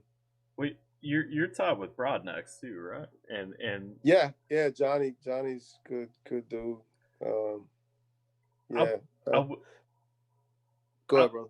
I was just gonna say I feel like personally if there's anybody in that country rap umbrella that doesn't get the attention that they deserve, it's Broadnax because like that track that Yeah, he put out not too long ago, that NOLA track, like I listened Nola's to that crazy. thing and I'm like, man, that is what people need to be listening to. Like it goes Yeah, hand in hand with Free Pression, you know what I mean? yeah, Like that's yeah. that song about picking people up. Yep, Nola's crazy. Me and John are very similar human beings. Yeah, Me and him have had some very long, extensive talks, man. Like I said, I travel a lot, and we'll chop it up. And yeah, he's got a very similar approach when it comes to music. yeah, As far as what he kind of wants to accomplish with it and everything. So yeah, John is a very talented individual, and I agree with you. His music is definitely not. But I was gonna say not heard as much as it could or should be, but um, I don't think he's tripping about that. That's the yeah, cool thing. That's what him and I have talked, and he's cool with the process. Yeah. So that's what's cool. Dude seems But super yeah, positive. Like he's just yeah, he's got that energy you can get on, you know? yeah, yeah, for sure. Yeah, John's a good dude. He reminds me of a very, very good childhood friend that I had that passed away. So I've told him that, and his name was John. So it's even crazier. But I told him it's like I got like a second chance of having my homie back. So Yeah. because me and him met obviously recently in the last few years through this music stuff. So um, yeah, Yeah. John's a good dude. Well, let me ask you this, because Dan was wondering about collabs that you were looking into, and I've seen in interviews before. You know, you said you'd like to hook up with NF and Joiner. Yeah, You'd like to get a track out with Church, um, and then I'm assuming that the ones that you've named right there. You know, you named Struggle. You named. We talked about Broadnex. I don't think you and Broadnex have a track together, but I'd like to hear it if you did. Um, yeah. we but were we were about to. We were about. It didn't end up getting on Dear Rap, but yeah. yeah. So it'll happen. But what are you looking at? Like, I mean, that one. I think that was from Roast and Review when you talked about that one. Uh, But that's been a little way back. That I think that was in December. What are you looking at right now? I want you to name a couple of artists, and then if you're okay with it, and you can tell me no if you're not. I'm gonna name a couple of artists, and I want to see kind of if you've even heard of them, and like if you'd be okay. down with it. I will say this. I I don't think um, I don't think I'll be jumping on anything at least until the end of the year. Yeah, I don't think I'll be doing anything. Um, but um, as far as there's like some open-ended tracks that are still waiting to get tied up and hopefully happen. Um, yeah, John and we were gonna do one, and then we decided to just do. I had a track that I was gonna have him jump on, and he, we just kept like going back and forth, and then it was like he's like, let's just do something from scratch, and I was like, all right, let's make that happen. So that's one that'll happen. Uh, not sure when. yeah, Again, it's like it really is just one of them organic things that when it happens, it's gonna happen. Um, I think Demon's got a feature I'm waiting on. It's just sitting there. Again, when it happens, it happens. But he's got the track. Um, but I know he had a lot of other things ahead of him, so I told him just take your time when we get it. It's cool. Who else? Um, I've got one that I'm hoping to get Church on. Um, and Struggle and Jelly. Those are the other two guys that I have each individual songs. One that I would like to get Struggle on, one I'd like to get Jelly on. Um, and then, or see, the thing is, I would feel like it would be a disappointment to listeners if I did one this way. I have one called Amen, or mhm, not Amen, my bad, Grace. And I'm totally cool with three verse songs. I've got a lot of those, but I know a lot of people tend to like kind of zone out on three verse songs. So I don't know how we would do it, but I have one where I want Jelly on the hook, but I hear more like Struggle on the rap part of it. So I don't know if how that would work. yeah, Um, but yeah, and then obviously NF.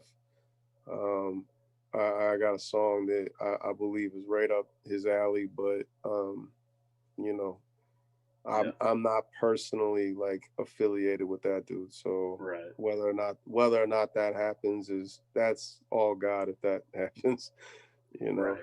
So, which I'm not going to say will or won't happen.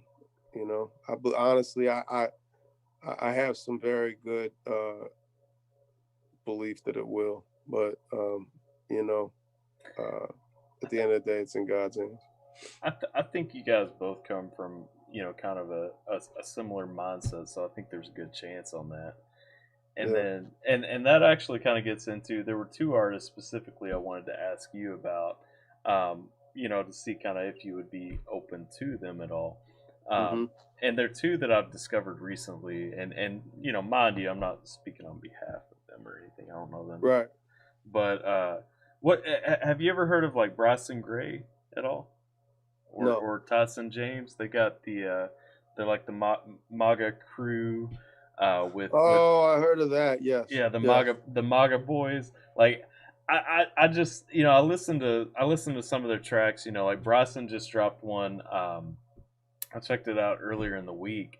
It was pick up the phone, and literally for the video, he just had like an iPhone image, and it said God was calling, accept, deny, all that. And I'm just thinking through, like, I mean, you guys' message is kind of so in tune, I have to like, check it out, man. That's interesting. I'd have to check that out. yeah, I just kind of keep looking at this stuff, and I'm like, man, that just makes so much sense. Like they need to find each other. You know what I mean? Right. Right. Well, But honestly, man, unless I personally meet people, man, I'm one of these people that like I'm so engulfed in what I do yeah, that and it's nothing personal to anybody, man. I know some people might, try to think it that way or take, but I literally just like I said, I write everything, I record everything, I'm shooting videos and I'm editing pretty much every part of the edit, aside from like little itty bitty parts that like I'm still learning how to do. yeah, Like I mean, so I'm married, I have two kids, like you yeah, know what I mean. Like yeah, I'm trying to balance social media and stay on top of. So when I say that I don't really look out to other stuff, I just truly, genuinely don't because I'm liable to have a nervous breakdown if I put too much more on my plate. So my point is like yeah, I'm glad you brought them up because now that you brought them up, I will go. You know what I yeah. mean? But like I know who you're talking about because I know the name. But yeah, I'm so wrapped up in trying to get my own stuff taken care of and done right now, man. I don't even Yeah, have the luxury, I guess you'll call it, of being a fan of music right now, yeah, which I miss, to be honest. yeah, 100%. And like I said, that was all I really wanted to bring up from the from kind of like the collab piece, because I don't Yeah, want to get you talking on a bunch of collabs. Like I'm here for you. You know what I mean? Like I'd I'm like here to to talk see about music. collabs. Yeah, There's some man. collabs. There's some collabs that I'd like to see. You know what I mean? Like that. Yeah, That. So I know like what you mean from like a fan aspect, bro. There's a lot of artists that are just super dope, talented artists that you just want to see what happens when they do something together. I agree. yeah. Nah, and that's the thing. Those wheels start spinning. Can you tell me about what is that behind you? Is it like a plaque? Like what are we looking It's at a here? it's a piece of wood. Okay. Plaque is made of wood. I shouldn't just call it a piece of wood, but I'm saying it's made of wood. It says free pressing and then Mises and actually, do you know Main Man reaction channel? He's Not. from Maine, so it's called Yeah, MAIN. yeah, yeah, yeah, yeah, Main yeah, Man. yeah. Yeah, he made this. Oh, He, really? yeah, he made this for me. I just got it a couple days ago, actually. So I'm chilling. This is in my prayer room down in the basement. It's about the only quiet place in the whole house. So Same. I came down here and yeah, I just set that up on the couch like 2-3 days ago. So he's a That's good dude, man. I don't know. Speaking of collabs, you're talking about collabs. I don't know if reactors do collabs, but man, maybe that would be cool. He's a cool dude, man. He's a really down to earth guy, man. Real genuine guy. I'm 100% open to it. I've been. There's a couple of reactors that I've actually messaged back and forth on Twitter. Hey, let's set up a collab. Yeah, we can do it on Zoom. We can do it on wherever. Like yeah, let's hit up this song together. And so far it hasn't worked out. Maybe I'll reach out to him though, because yeah, like, yeah. Tell him, man. He's a good dude, man. His real name's Scott. yeah, Um, yeah, he's a cool guy, man. that's awesome. So Um, does he do woodworking? Because you said yeah, that was wood. Like yeah. that's Here, awesome. I don't know how to move. I don't want to like lose you on the camera, but hold on. Let me see if I can flip my camera if it lets me do that. Yeah. So yeah. So it's Man, that is awesome. Like, there's a lot of work into that too. Oh yeah, man. He was like updating me on Instagram like every couple days or whenever he had a chance to do updates on it. But yeah, this is all like you got texture. Like this is flat here, but these are raised. All the letters are raised. Mises is raised. He's got That's the free pressing with the X going through. So yeah, man, that was a super dope gift that he made for me, man. I really appreciated shout him out, man. doing that. Shout out to Main Man for that. That is dope. Like, I thought it was a painting when I first saw it, and like I didn't even Uh realize like all the letters are raised and everything. Like, that took some work. yeah, oh yeah, for sure, man. That's And sweet. that just goes to credit what we were talking about earlier, man, with the free pressing thing, man. Like that is by far the number one artwork thing I've received on is the free pressing thing. Yeah, absolutely. So I got a couple more comments for or questions for you from the comments. Uh, All right. Amy Lee Forever asks, what denomination are you? Non. Same. Yeah, I don't yeah. I just I don't think well, I know there was no denomination to begin with. And I think the purest way of going about it is just saying, I'm a follower of Jesus. I'm a disciple of Jesus. That's what he said to go and make disciples. And I feel like just like in our society today, the more lines and barriers we put between each other, just kind of more reason to see differences. And Yeah. I'm not saying differences aren't to be appreciated, but I feel like when you put those lines in between people, our human nature is not to appreciate the differences. It's to then like focus on them. And so yeah, I just think we should all just drop every denomination and just go back to being disciples of Jesus, which is what the original commission was to make. So, but I mean, Amen. I'm not taking shots. You know what I mean? Like I grew up Catholic. I'm South Suburb Chicago is all Catholic. Yeah. So I was actually baptized Lutheran. So go figure that out. I was baptized Lutheran, raised Catholic, and then got invited to like a Reformed church. That was like the first like church I went to after I was saved, and I went there for like 7 years, and you couldn't even tell. I couldn't even told you what denomination I was when I went there for 7 years. Like I Yeah. didn't even know until after I stopped going there and went to a non-denominational church, and that's what I've basically gone to ever since. That that I was going to a reform church. Like I didn't even know. Like I was. So I don't know. I just like I said, man. I follow Jesus, and I try to leave it at that, so that it leaves less barriers between me and other people. Amen, brother. That's what it comes down to too. It's about the Bible. You don't need those extra traditions and everything else Yeah, added in. yeah. It just divides people, man, and I'm not for that. Let's see. We got. Let's see. One shout out. I guess it was when I was making the comment about the country rap. One Hmm. shout out saying before I go, when you get put in that group, Mises, it is done in respect.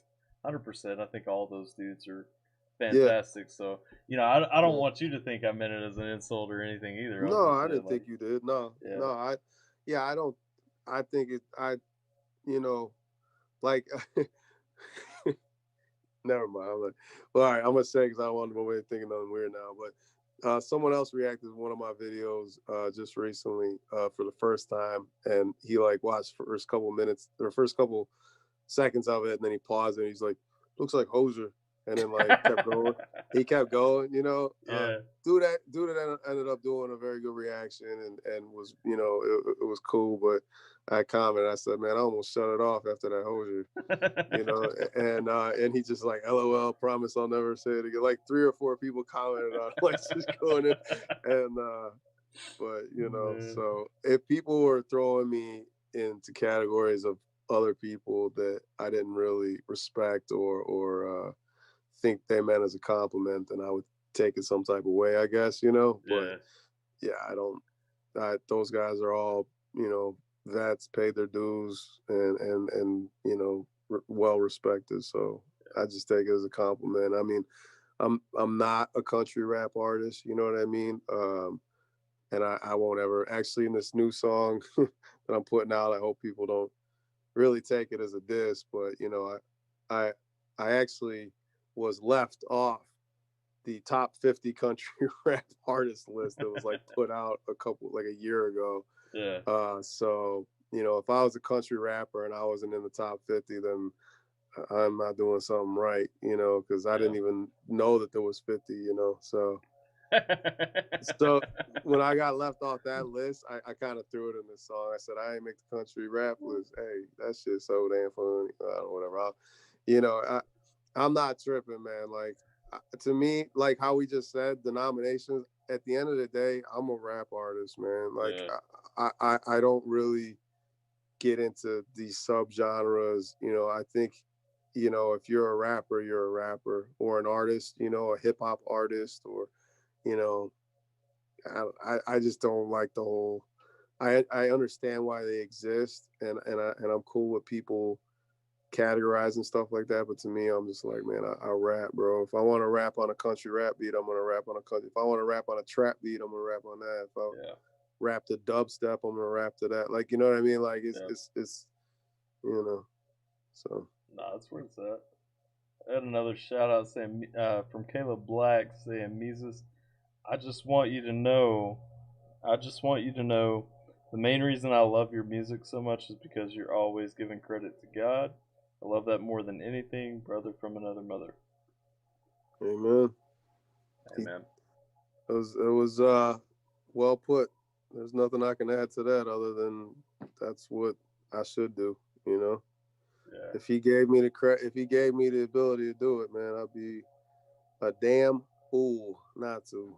Yeah. Literally. 100%. Um, so I know you've been super generous with time with me today. So I'll let you wrap up pretty soon. I got like maybe like four more questions. They shouldn't take too long that I want to get through that people have either commented on as a question on one of my reactions or one question I have for you up front. Like what's your beard care routine looks like, man? Like Bro, it is my beard care routine is horrible. There is no routine. I went to I went to the gym yesterday, I guess. yeah. And so bro, my beard, it's hard to see on the black hoodie right now. But my beard was on straight, like two different. It was this one was going this way, and this one was going this way. Yeah. And bro, I go to the gym early. I go like 7, so I look bogus every time I go to the gym. I don't really care, but like this was a whole nother level of bogus. And me and my wife usually go together, and I was like in the middle of working out, and I just stood up and saw myself in the mirror. I was like, and I walked over. I said, "Baby, you gotta braid this. You gotta braid this real quick. I can't have this. I would rather have a big giant braid going down the middle of my beard than this right now." So, but Yeah. yeah, I don't do anything. I shower and clean it, and sometimes I run a brush through it if it's a good day. Which today was kind of like a half good day. I kind of brushed it. Yeah. So, yeah, I don't do much, man. I should though. I really should because apparently I don't know. I should, I guess. I think at one point mine was about half as long as yours, and by one point I mean in around February or so, I lost the bet because I thought the Browns would make it to the playoffs. Um, listen, man, they could have been a wild card team or anything, and I would have kept it. Man. Last year, man, tell me Browns. tell The me you looked at the Browns, Browns though. roster last year and thought they were going to lay an egg, man. Come on. The Browns. I had a funny story with the Browns. I met one of like I was in Cleveland and I ended up going to some steak place after a game and met like a bunch of the guys at the steakhouse and ended up going out with them like the whole rest of the night, and we will just leave the whole rest of the night. Yeah, like dude, it was I never seen money spent the way I saw it spent, because it was like the whole like I didn't even know, I only knew one of the guys, and it was like the whole like defense or off. I don't even remember, man. But these dudes are just enormous human beings with like chains on that are like literally $1 million or something. You know what I mean? And these Yeah. guys are just throwing money around. Like, and I'm just like, what the hell? Like, yeah, must be nice to be an NFL player. That's all I gotta say. I've always pictured like NFL teams, like when they go out to dinner after a game or something. I've always pictured that being like a frat party on crack. You know, like when a bunch of frat boys get together, go out It and was that. just It was that. yeah. It was totally that. It was totally that. I was just like, whoa. I'm like, I'm good, bro. I don't need to do this. Right. So tell me what's in your car right now. I know like you post a lot of like Instagram videos, listening to music and stuff like that, but you're usually listening to your own, like besides your own music. Those are just to like give little Yeah. sneak peeks or whatever. I don't usually ride around bumping myself. Unless I'm trying to figure out a video, like what a video to shoot. Honestly, man, I don't have a lot in there, but like I'm a big fan of NF. I do really love his music. I love Joyner. I love man, Minio, if you know who he is. My Andy mini. Minio. He's a Ah, yeah, no, I've got a ton of he's requests to check dude, out his stuff. and you should do one because he's a beast. Um, yeah, Minio, I really like him. Um, yeah, I mean, like I said, I'm usually working so much I don't listen to a lot, but like yeah, NF, Minio, um, I like Kanye. Um, I like old stuff.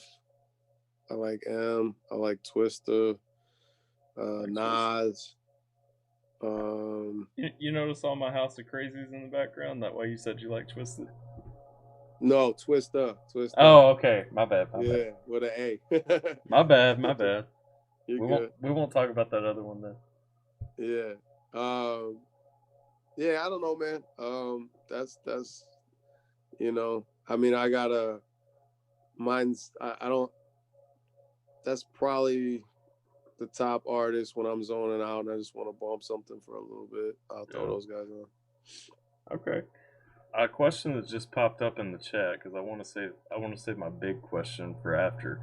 Um, One question from my patron Penta asked, "Do you like a mustache or not?" And he said specifically because I have said in the past that I hate having a mustache.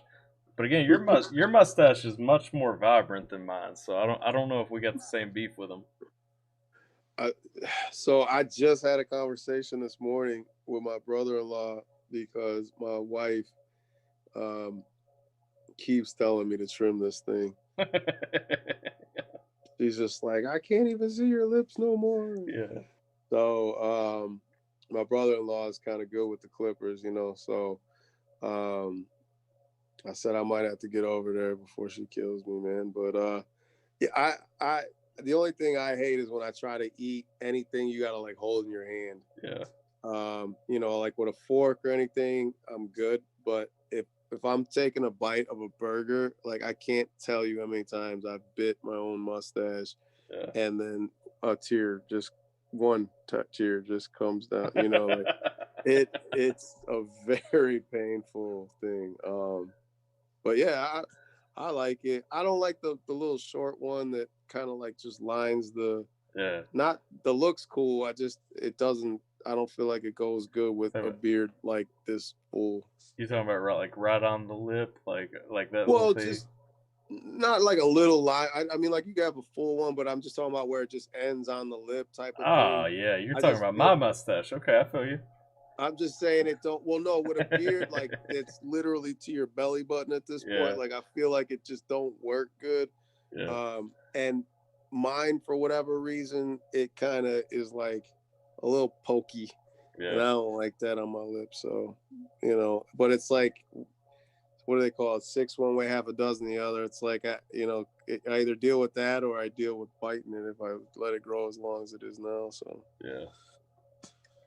No, I feel that. I can't stand having a mustache because it starts going up my nose after a little while, and like Yeah, to me, that's just the end of the world when I'm constantly sitting here plucking at my yeah, nose or something yeah. because it, I've done that too. I've had to do that too. Or you got to pull them.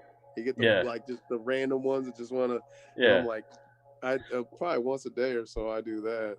She laughs at me when I do that too because you're like, Well, you got to like, I'll tell you my worst story because like I don't re-record any content for my reaction videos. Like I do my reaction. I don't want it to be fake. Like I don't want it to be, oh, I heard the song already and now I'm telling you my thoughts or anything like that. And so when I do these videos, it's literally the first time I'm either hearing the video or seeing or hearing the song or seeing the video or something.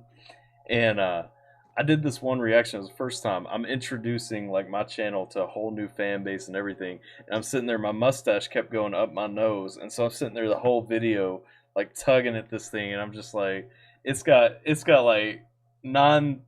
I don't even know where that thing's at. It's one of the most watched videos on my channel, and so like it's got like 2,000 comments or something like that, and half of them are people telling me, "Man, you got to stop playing with your nose." I'm like, "Yeah, man, like I know, like I don't do that." they don't understand, man. Struggle is real. Oh, it is. It's horrible. Um, so the last thing I want to ask is about the Rap Jesus track, Okay. because I did a reaction to that remix the other day that you put up, and Okay. a couple of questions came out because I mean I mean I'm not putting words in your mouth, but you took shots at Eminem and MGK on that track. I did. So like, where do you stand? I want to say first of all, I really enjoy the "I'm not afraid of Mister Not Afraid" line because I didn't even pick up on that when I was going through my reaction to it. Like, I missed that, and it wasn't even the first time I'd heard that song. I don't think.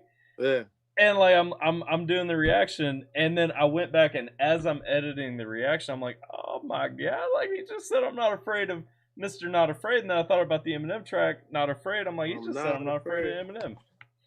And so so where you at? Was that kind of like, was that more in fun? Like where you at Yeah. on MGK and Eminem? Like That was all fun. It was fun. Like I said, so you know how that's two parts, right? That song's two yeah, parts. The first part of that is is F was F bombs originally. That song was yeah, called F bombs because literally like there's one part in that song where I'm just like middle finger this, middle finger that, middle finger this, middle finger that, yeah, and it's like F this, F this, F before, and like yeah, and yeah, I cuss and stuff in my music, but I just I kind of just like let it all out because I was like, if I'm gonna do it, I might as well just go overboard because anybody who still rocks with me after this, I know I'm good. Like that was kind of yeah, my idea with that, and it was originally just going to be a song called F Bomb, and I was going to put it out, and there was no, it had nothing to do with that, and then that happened, and I was like, I heard the beat um to what's it called to Rap Devil, yeah, and I rapped it, and I was like, bro, that goes like perfect with that. yeah, And so I was like, but I can't just spit that verse and put that out because like I don't say anything about the battle, I don't say anything about the beef, I don't say yeah, anything about MGK or nothing or M. So then that's where I was like, all right, I'm gonna take both the tracks and do like a remix. And so yeah, I just playfully took some jabs at him. There's nothing, you know, Eminem, uh, Eminem and MGK, to be honest, are both very very talented artists. Like yeah, obviously, in my opinion, Eminem is the best, and I would say he's the best because there's on all like no matter how you rate the best, like if you do it off numbers, he's there.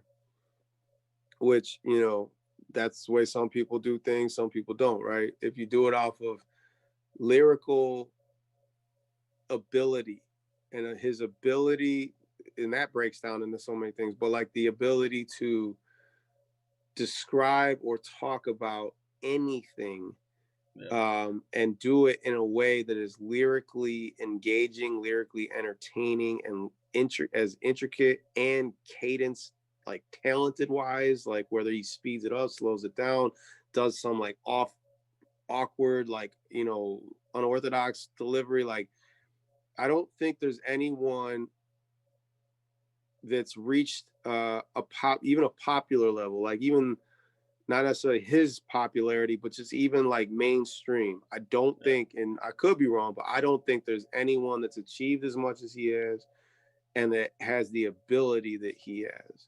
Um, I think he's an icon. I mean, like legitimately, like I mean, you look at posters on people's walls, talking about reaction channels. Like No Life Shack has a yeah, Eminem poster in his background, and that same poster is in like a 13-year-old girl's bedroom wall. yeah, yeah, Like Eminem's yeah, just kind of transcended like the whole culture. Like I get that. yeah. And then I think, honestly, on the to be fair and on the same scale, I feel like the next person you got to say is Jay-Z, Yeah, and I feel like, again, for the same reasons. Like, if you look at numbers, I don't think anyone has more number one albums than him, um, including the Beatles. Like, I think he's got more number one albums than like any artist in any genre. Um, but I don't think numbers wise he's outsold them. I'm pretty sure M outsold him like units yeah, wise. But and then you look at his impact on the business side of it. Like, yeah, he really inspired a lot of these artists that are like making their own labels and all this other stuff. Like, and then lyrically, his ability to tell his story and his ability, and switch his flow up and cadences up. So, um, yeah. I think there's an argument for either one of those guys as far as, like, it's kind of like, what's your preference? But I think M edges that out just on the I think M just rap bar for bar is just a little bit better of a rapper than Jay is. But yeah, no, there's no personal nothing between me or either one of those guys. Well, and that's. I mean, I feel you on that because like that's. I did an NBA young boy reaction. You don't have to respond to the name drop. Don't respond to the name drop. But like I did a young boy reaction a little while back, and I'm like, this is just such garbage. Like when Jay Z albums are on shelves, like why would you buy this crap? You know what I mean? Like, Yeah, and I got dogged in the comments for it and everything, but like you said, I mean, Jay Z is able to share his story. I mean, and he's got a hell of a story. Like, I mean, coming from yeah, where he came from, like coming yeah, through, and like you can listen to his music and he does it, and I'm like, it's his voice. It's not auto tune. It's not got like 30 layers of yeah, garbage put on top of it, and that's one thing I really respect about your music as somebody who's actually been on the production side of music before.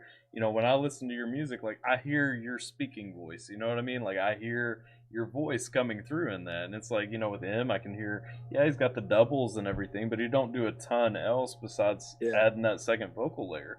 And yeah. that's what I look for in a lot of rap music. It's like, are you actually talented? Like, are you able to rap, or are you just Right. coming out for a harmony? If you're coming out for a harmony, that's cool. Lil Peep's huge.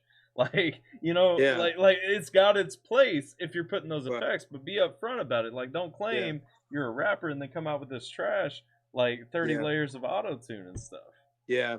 There's definitely, and those two, M and J, those guys, I think they could make albums till they die, and they're still gonna have their fan base, and they're still gonna do numbers, just because who they are. But I think the game is definitely moved past them for sure. To a guy, but I'm glad to see that there's guys still carrying that torch. Yeah, Jay signing one of them, I guess, so to speak, being J. Cole. I think J. Cole is definitely in that conversation, and he's got some incredible songs, man. Like, um, and you got guys like Kendrick, and so there's definitely new school guys, I would say, for sure, that are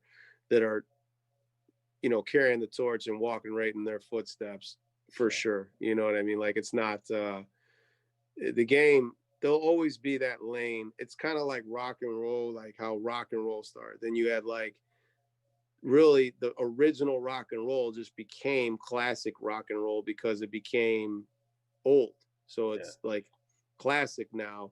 But then you had punk rock, and you got whatever else, like alternative rock, and you get all these different kind of sub genres of rock. Just like now in rap, you kind of got guys that auto tune everything. You know what I mean? And that's kind of basically a genre of itself, as far as like that stop mumble, whatever you want to call it, mumble. And to some artists, to like artists like myself, or artists like I was just talking about, you know, that's, to us, that's like, that's whack. That's not. But to whoever's a fan of that, they're that's rap that they know, like, Yeah. because it started. There's a lot of people that were saying like southern rap, like when it first started coming, like crunk, like Lil Jon and all that. Yeah. Like people were like, that's whack. And obviously Lil Jon ain't like a lyricist, but I mean, some of the guys that he would make beats for, and then they go get on, and within, I'm sure there's guys in that quote mumble rap genre that actually could spit, and they just realized, they're young kids, and they're like, that ain't, they're probably like, I can make more money in this lane. You know what I mean? And they just went that way. So it's like, I don't necessarily knock people and think they're not talented, or where I might lyrically throw shots here and there, just because, like, when you're in the ring, when you're in the sport, or whatever you want to call it, of hip hop, like, I feel like there's no whole bars on that. You know what I mean? But like, as individuals, I can totally see why people take calculated steps to go, because the way the game is now, man. I mean, there's a very small, another reason why people say I'm underrated. Well, there's not a lot, as many people that appreciate the kind of music that I try to make and try to aspire for. I try to make things, and that's always been a rule of thumb: the simpler the better, and the more popular mainstream. But it's even more so in hip hop, because hip hop's just become more commercialized and dumbed down, and but I'm not gonna switch up my style for that. Right. Yeah. I mean, and it gets views, and that's what I tried to say. And the one time that I hit up YoungBoy, that was what I tried to say there too. Like, it's for somebody. I can understand why somebody likes it. I just don't like it. Yeah, Like, yeah, and that's where I'm at. I believe your wife, Luana, is your wife, right? yes. Okay. I believe she just commented saying hi, Charles. Um, Hey, baby, I did I didn't miss your messages. I promise. I'm gonna get back to you. I'll wrap it up because I'm guessing she's looking for you. My wife's probably looking for She me wants to too. know if I left the steak out to de-thaw, and I didn't, baby. So don't kill me. It's Tyler's fault. I'm just kidding. It is my fault. I've been harassing this man, so it's I mean. No, no, no, no. You could try it, bro. You could try it. Don't matter. You could try to save me. She gonna kill me anyway. That's Love you, funny. baby. So that's why you didn't answer me. Is that what Okay. she said? Yeah. I can't. It would have ended the video. No, my wife and my daughter are probably getting pretty hungry too. I didn't realize exactly how long we've been running, man, but you gave me a ton of time, and so I mean we'll wrap this short. I want to tell you, before we get off, because I don't want to downplay it. I appreciate 100%. You coming on the channel. I know I hit you off guard to even start this conversation, so like 100%. You didn't even have to respond to me like when you did, so means more than you probably realize. That you even came on the channel for any of that. So 100% appreciate that, man. Bro, it's Johnny, like we were talking about Broad next, show love, get love, man. It's a bro, we're all doing this together, you know what I mean? And I'm just grateful that people appreciate what I'm trying to do, man. So, it's love, bro. It's all love, man. Yeah, 100%. Well, I mean, you're welcome. You're welcome anytime. Anytime there's anything that this channel can do for you, man. I'm 100% behind you, man. Because I got 100% love for you, man. Like, love the message in your music. Looking forward to your next album. Looking forward to Saint Mises. Looking forward to everything that you're working on, man. 100%. But I appreciate you being on the channel. You got anything that you want to shout out? Anything you want to tell anybody about? Anything like that to kind of close it out or anything? Just dear rap, man. I mean, that would be the only kind of deer wrap is on pre-order now. I would greatly appreciate if you went and picked that up. I would think it won't disappoint. I hope it won't disappoint. Yeah, man, keep God first, man. Always keep God first, man. I don't know if that's the popular thing to say, but I don't really care. So keep God first, and if you guys don't see me again, it's because my wife killed me because I did not leave the steak out. And the reason it's 2 days in a row. I don't want you thinking my wife's crazy. I'm a jerk for this one. I forgot twice. Well, So she down in the comments saying that she loves the channel and that everyone's very humble and she's got some hearts and things down there. So I don't think she's too mad at you. I think she's cool. She's not mad. She's not mad because she knows that means we're just gonna go out to somewhere real expensive tonight because I messed up. my wife right before this, she told me there's a Japanese steakhouse in town here, and right before we got on here, she asked me what I was gonna do about food before we went live and all that, and I was like, I said I don't know. I said you can run out and grab something if you want to, and she's like, no, that's fine. She's like, you're working hard today. She's like, just we can all go out there after you get done to the Japanese place. And I'm like, yeah, I'm like that's like the cost of a meal for us and a kid's meal is probably about what we would eat in a week or so. So like, yeah, thanks. Hey, you guys got good barbecue out there though, right? Oh yeah, man. Like, all right, we're gonna have to hit that up when I come through Kentucky, man. Next time I'm out that way. I'm telling you, man, hit me up because I'll show you the places nobody gets to. And we'll get some real food or something like that. It might just save my butt, because I'll bring some back home on my way back next time. And she always wants me to bring back some barbecue on my way home. So, but nice. All right, man. Well, I appreciate it 100%. Shout out in the stream for anybody watching. The link to Mises has got his pre-order on all of his videos that have dropped lately for the new album coming out. It's also in the description on this live stream. So if you guys click on that, that'll take you out. I think it's a campsite link. Yeah, it's campsite. So it's like it's basically like a website that just hosts all the links to get to my social media and merch and all that stuff. But the very top one is the Deer Wrap pre-order. So yeah, you just click the link, and then as soon as it opens up, the very top thing says Deer Wrap, and you just click on that. All right. And then one thing I missed. Do you know Zoe Flame at all? I believe Zoe Flame may have made some tracks about you, but somebody thinks that they might secretly be in love with you, and I don't want to ignore somebody that asked early on in the chat. I heard that there was a couple diss raps out about me. I honestly have never listened to any of them. So. All right, man. Well, I've stalled and delayed enough. No, you're good. Wanted to make sure that I got that out, but I appreciate your time for showing up on the channel anytime. If you're ever interested. That's hilarious. Anytime if you're ever interested in being back on, if you're ever need anything I can help you with, anything that the channel can do for you to push you, help you out, whatever the case may be, man. Anything, because 100%, man, I'm behind.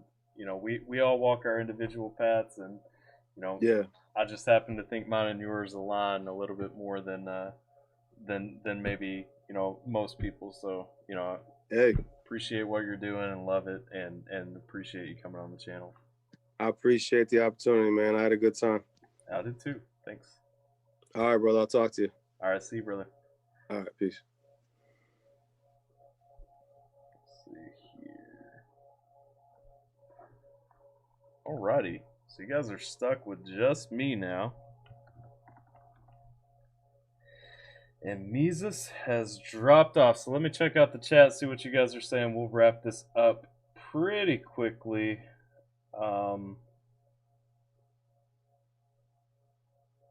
Let's see. Dan came back.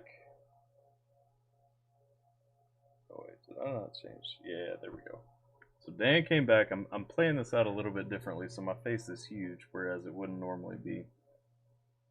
Appreciate Luana, appreciate Astrid, Kayla, Gabe, Dan, all y'all for hanging out. Appreciate you reminding him of this interview, Luana, 100%. Let's see though. We got Crenny back. Crenny watched the whole thing. Man, I am ready. I'm ready. I think we gotta hit up a Crenny track real quick. Let me see how. Crenny, are you? I don't know how to do this. I don't know if I can get you live. Like, I'm afraid to open up my email while we're broadcasting because right now the way I'm having to share this, I've got my whole screen on share. Let's see.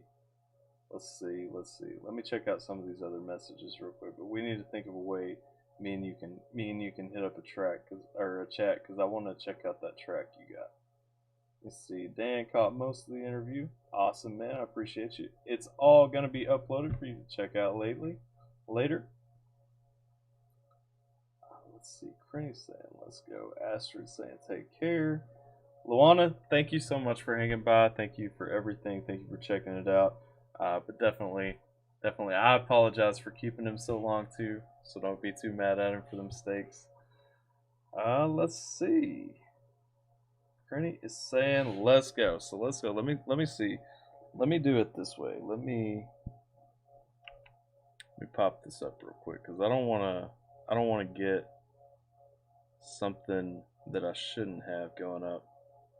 I think you sent it to me in an email if I'm not mistaken. Actually, you know what I'm going to do? I'm going to do this right here. I'm going to throw up this BRB screen real quick. Since I do have the share going on, we're going to throw this up. The way I can go into my email, I'm going to grab Crenny's email real quick.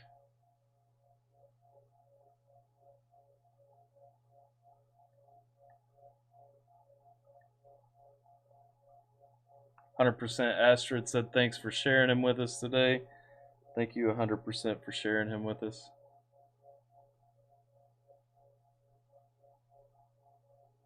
Let's see here. Now let me pull up. Crenny has got.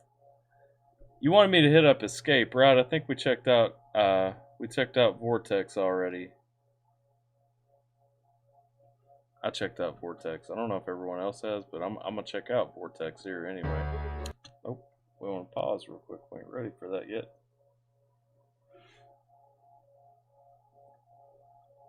I'll do Vortex 2. Alrighty. So I think I've got my emails all hidden and everything.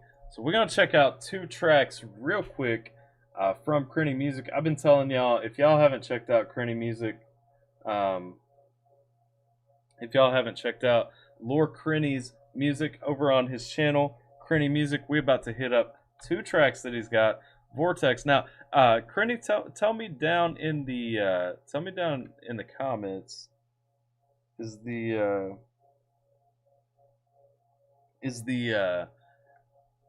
Vortex track, is that the one before you did the contest, or is that the one after you did the contest?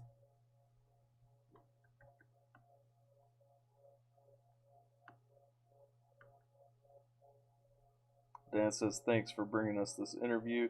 And 100%, I'm 100% happy that we got to do this interview. I can't tell y'all like how thrilled I am to have Mises on the channel. Like, if I could pick an artist that I want to be associated with, like that dude, he about tearing down them walls. He's about true equality. He's about like, you know, really appreciating and valuing human beings. And I got 100% love for that message, for that music, man. Let's see. Okay, so we got the Vortex track before the contest came out. So we're gonna check out Lore Crenny, and I think this is probably the beat then. And so we got this Vortex beat coming up real quick from Crenny Music, from Lore Crenny. Get it.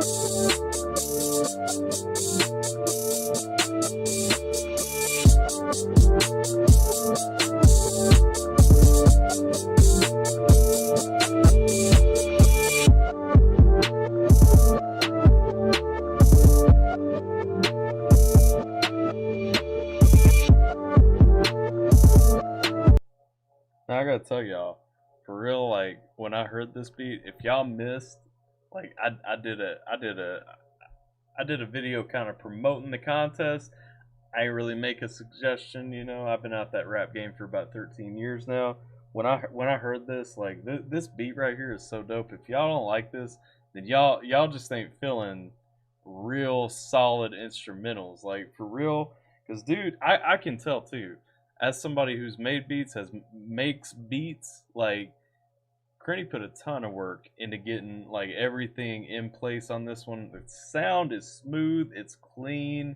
He got probably what, if I'm listening to, let me see.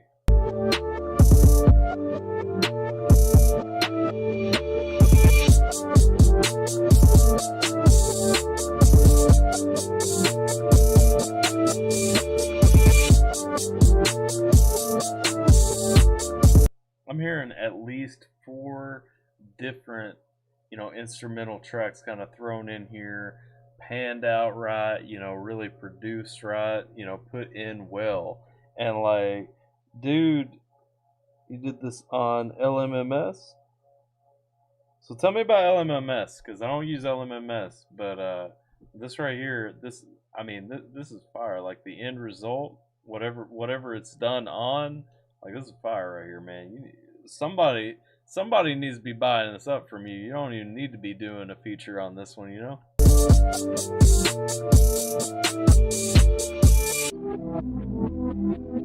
Ooh, I didn't get this far.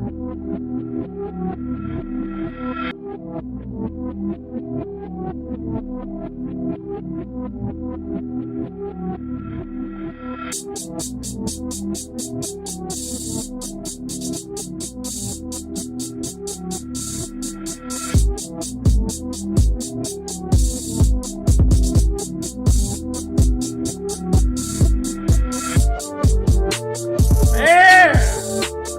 Yo, that was a fire breakdown right there. That little piece right there, where it all gets muted and kind of toned down and everything, that right there is straight fire.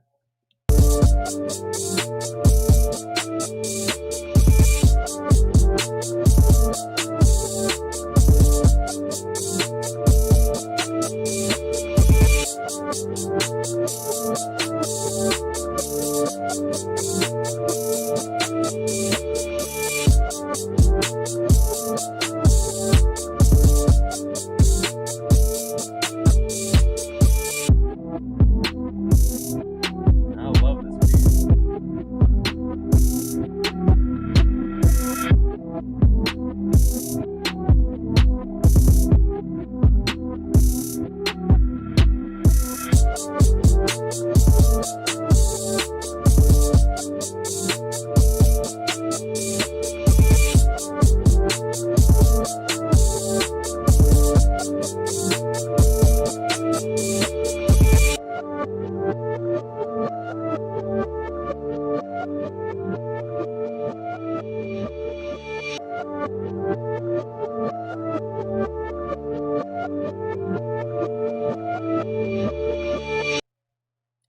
So that was the track Vortex that Lord Crenny came out with, and that instrumental right there, man, that is straight fire. Like I saw Astrid say down in the chat, and I can relate, man. I can listen to that thing without even any lyrics and everything. Did you ever figure out who won that contest?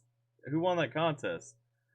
Um, who's actually jumping on? I think because you're gonna do the track with them, right? Like you gotta let me know. You gotta let me know when that drops. I want to hear how it comes out finished. Crenny ass is very unique, isn't it? Yeah, it's absolutely unique. I got Dan said when I get off here, I'll probably try to hit up a couple more reactors. Keep pushing Mises' new song. Haven't been doing. Had I gotten him a few of them reactions so far? Not done. Um.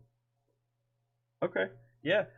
Crenny, I don't know if Crenny, because Crenny does reactions. I don't know if Crenny has hit up Mises' new track Music, but if you haven't hit up Music, you definitely need to be getting that on your channel too. I know a lot of people would love to kind of see your insight on that one as well. Crenny says K4S is going to be on the track with him for the Vortex beat. That's fantastic, man. I'm looking forward to hearing what comes out of that. We got one more beat that Crenny sent over that I want to hit up too, and that one is the Escape beat. So we're going to check this out here too. Have you? I don't even know. I don't think I've seen this one up, and I may have missed it. I don't think you've even put this one on your channel yet, have you? I think we're hitting this up for the first time out here. We're going to be the first place. Y'all watching the chat right now are going to be the first ones to hear this one. Maybe he's got it on his channel. But if you don't have it on his channel and y'all ain't subscribed over there, this is going to be the first time anybody's hearing this thing outside there. So let's check out Escape.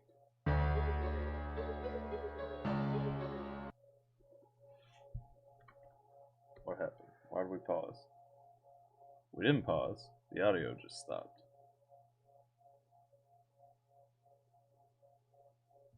Okay, let me refresh. Let's see. Alright. Alright.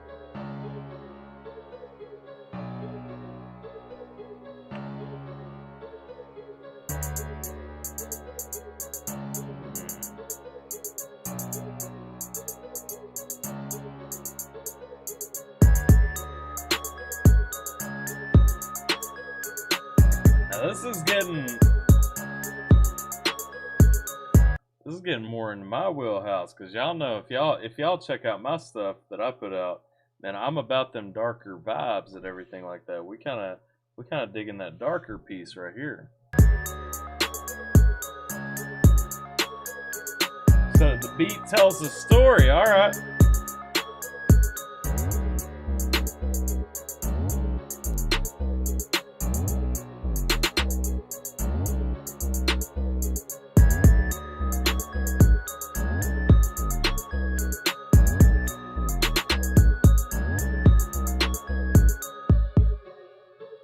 I hear that, because you're talking about them three melodies.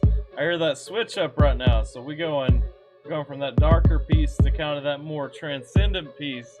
We're kind of trying to figure out where we're at right now. I got you.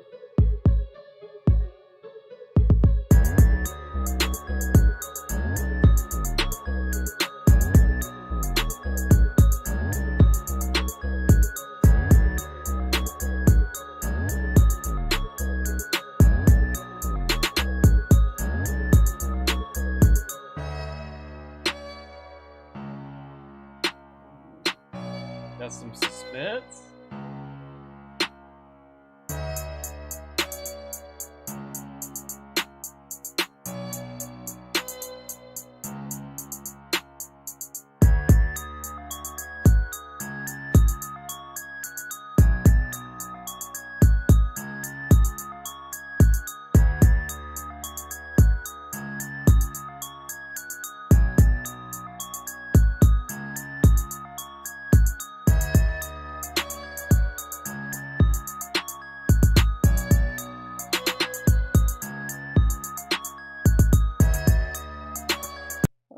Hold up. These are my vocals just reversed and reversed, or reversed and reverbed. Snare switch up. You got vocals laid in there to make that beat, man. That's sick.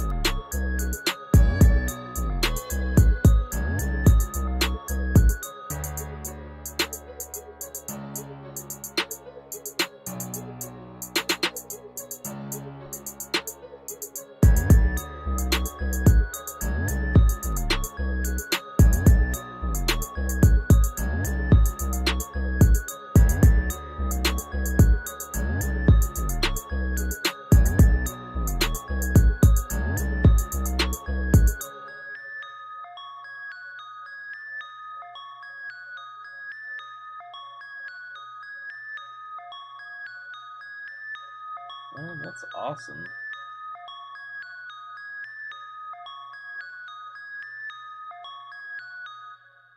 You putting a track over top of that one?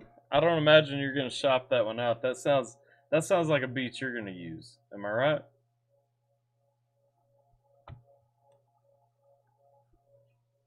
So that one right there is definitely fire. Let me see if I missed anything out. Let's see. We say we got the 808 slides. Yep, yep. Snare switch up. The he is your vocals. Yeah, I caught that. I caught that after you said it. I could see where it was at. And then ended the outro with the sirens. Man, that beat right there, that's fire, man. I'm looking forward to seeing what you turn that into. You gotta hit me up. I gotta get more of your music on the channel. I gotta be using this to get you out there because I feel like there's a lot of people sleeping on what you got going on because like some of your tracks for sure. Let me see right here. Let me pull this up real quick just to make sure everybody knows who Lord Crenny is. So I'm gonna tab real quick.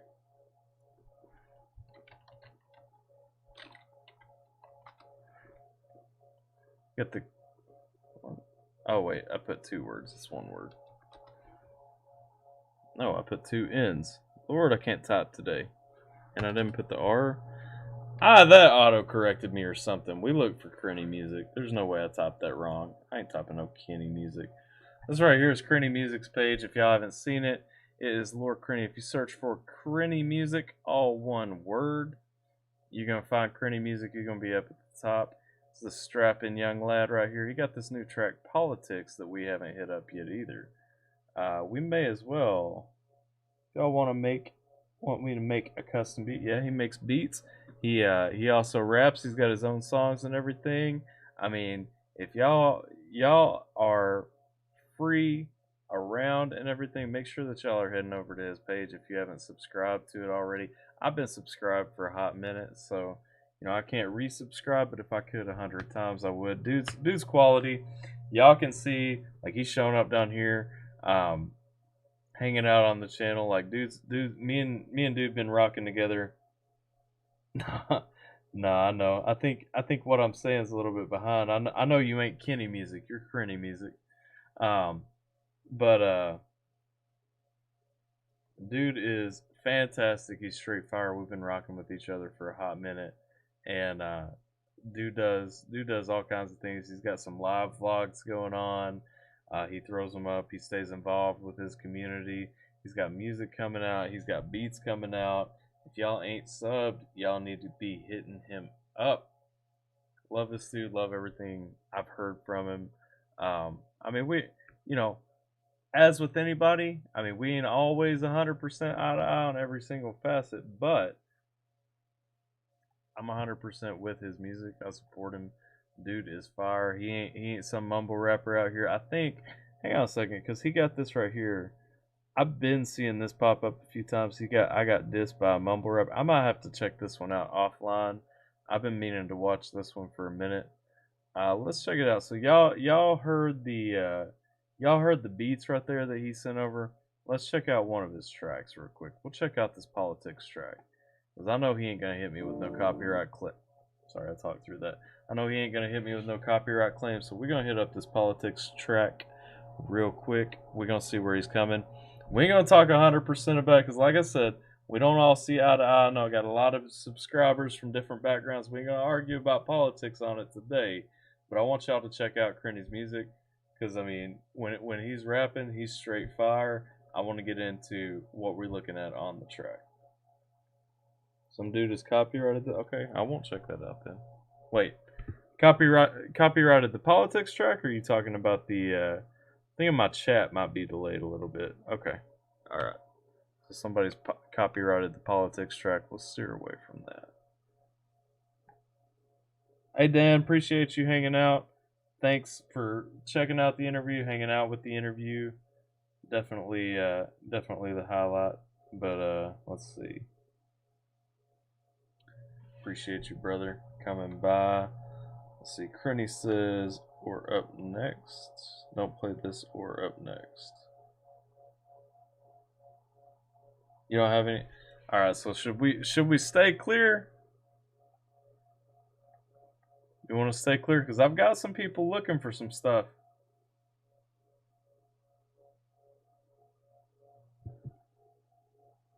Have the unlimited lease. All right. We'll stay clear of a live reaction though. But y'all definitely want to go hit up Lord Crenny if you haven't already. Make sure that y'all go check out his channel, check out his music. Um, I support the dude, and so definitely make sure that if you guys, oh snap, you got collabs that you're doing that are getting copyrighted by people. You can't even be hitting them up on your own channel, man. That's messed up. Alrighty. But it's 5 o'clock my time. We've been rolling since about noon, and so I'm about to go get something to eat. I'm gonna go ahead and close this one down. Make sure we have Mises on today. We've had Crenny on today. I appreciate 100% everybody that's around. Y'all want to go a step further today? Make sure that y'all take a step out. Subscribe to both of those gents. They're both fantastic dudes. Love both of their music, and so definitely make sure that y'all hit both of them up. Crenny got some fire reactions.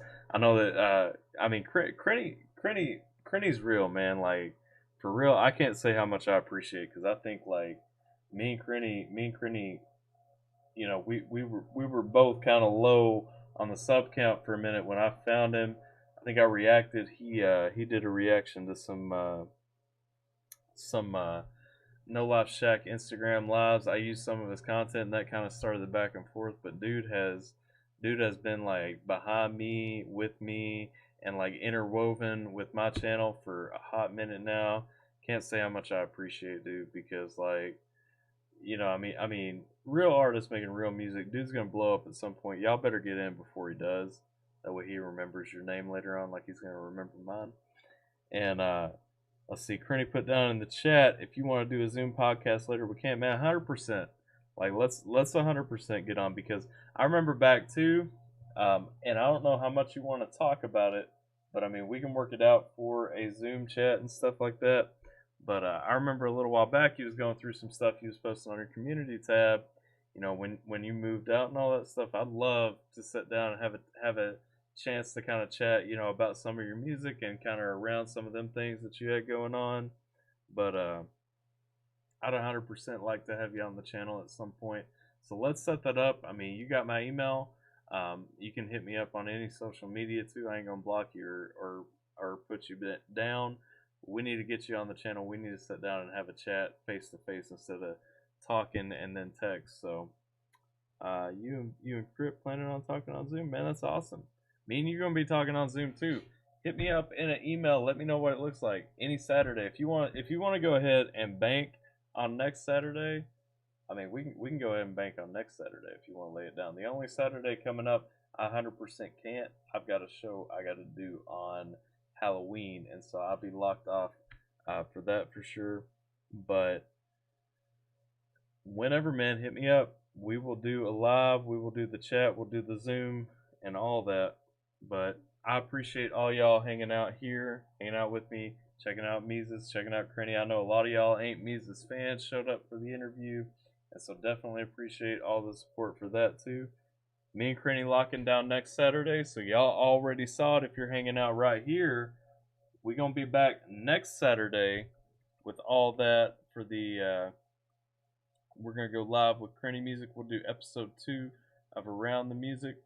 Let me see here. I want to try and I want to shout out everybody that's hanging out in the live chat, but I can't get everything to pop up. Go ahead and bet on it though, Crenny. We'll go ahead and lock that down so that everybody here is my witness that we are gonna hit that up on the live chat next Saturday. So, you can email me what time you're down with. We'll get that on. We'll talk about some of your music, all that stuff. Let's see. Let me pop this out real quick. I want to give a shout out, as I always do at the end of these live streams. I want to give a shout out to everybody that is hanging out currently in the live stream. We still got Amy Lee Forever. We still got Astrid, and we still got Crenny. I know Gabe and Dan were here not too long ago. and Alan was here for a minute, so shout out to them as well. I think everybody probably ran away because it looked like I was getting ready to close out. Penta's here too. I don't know why it didn't show up that initially, but appreciate you, Penta.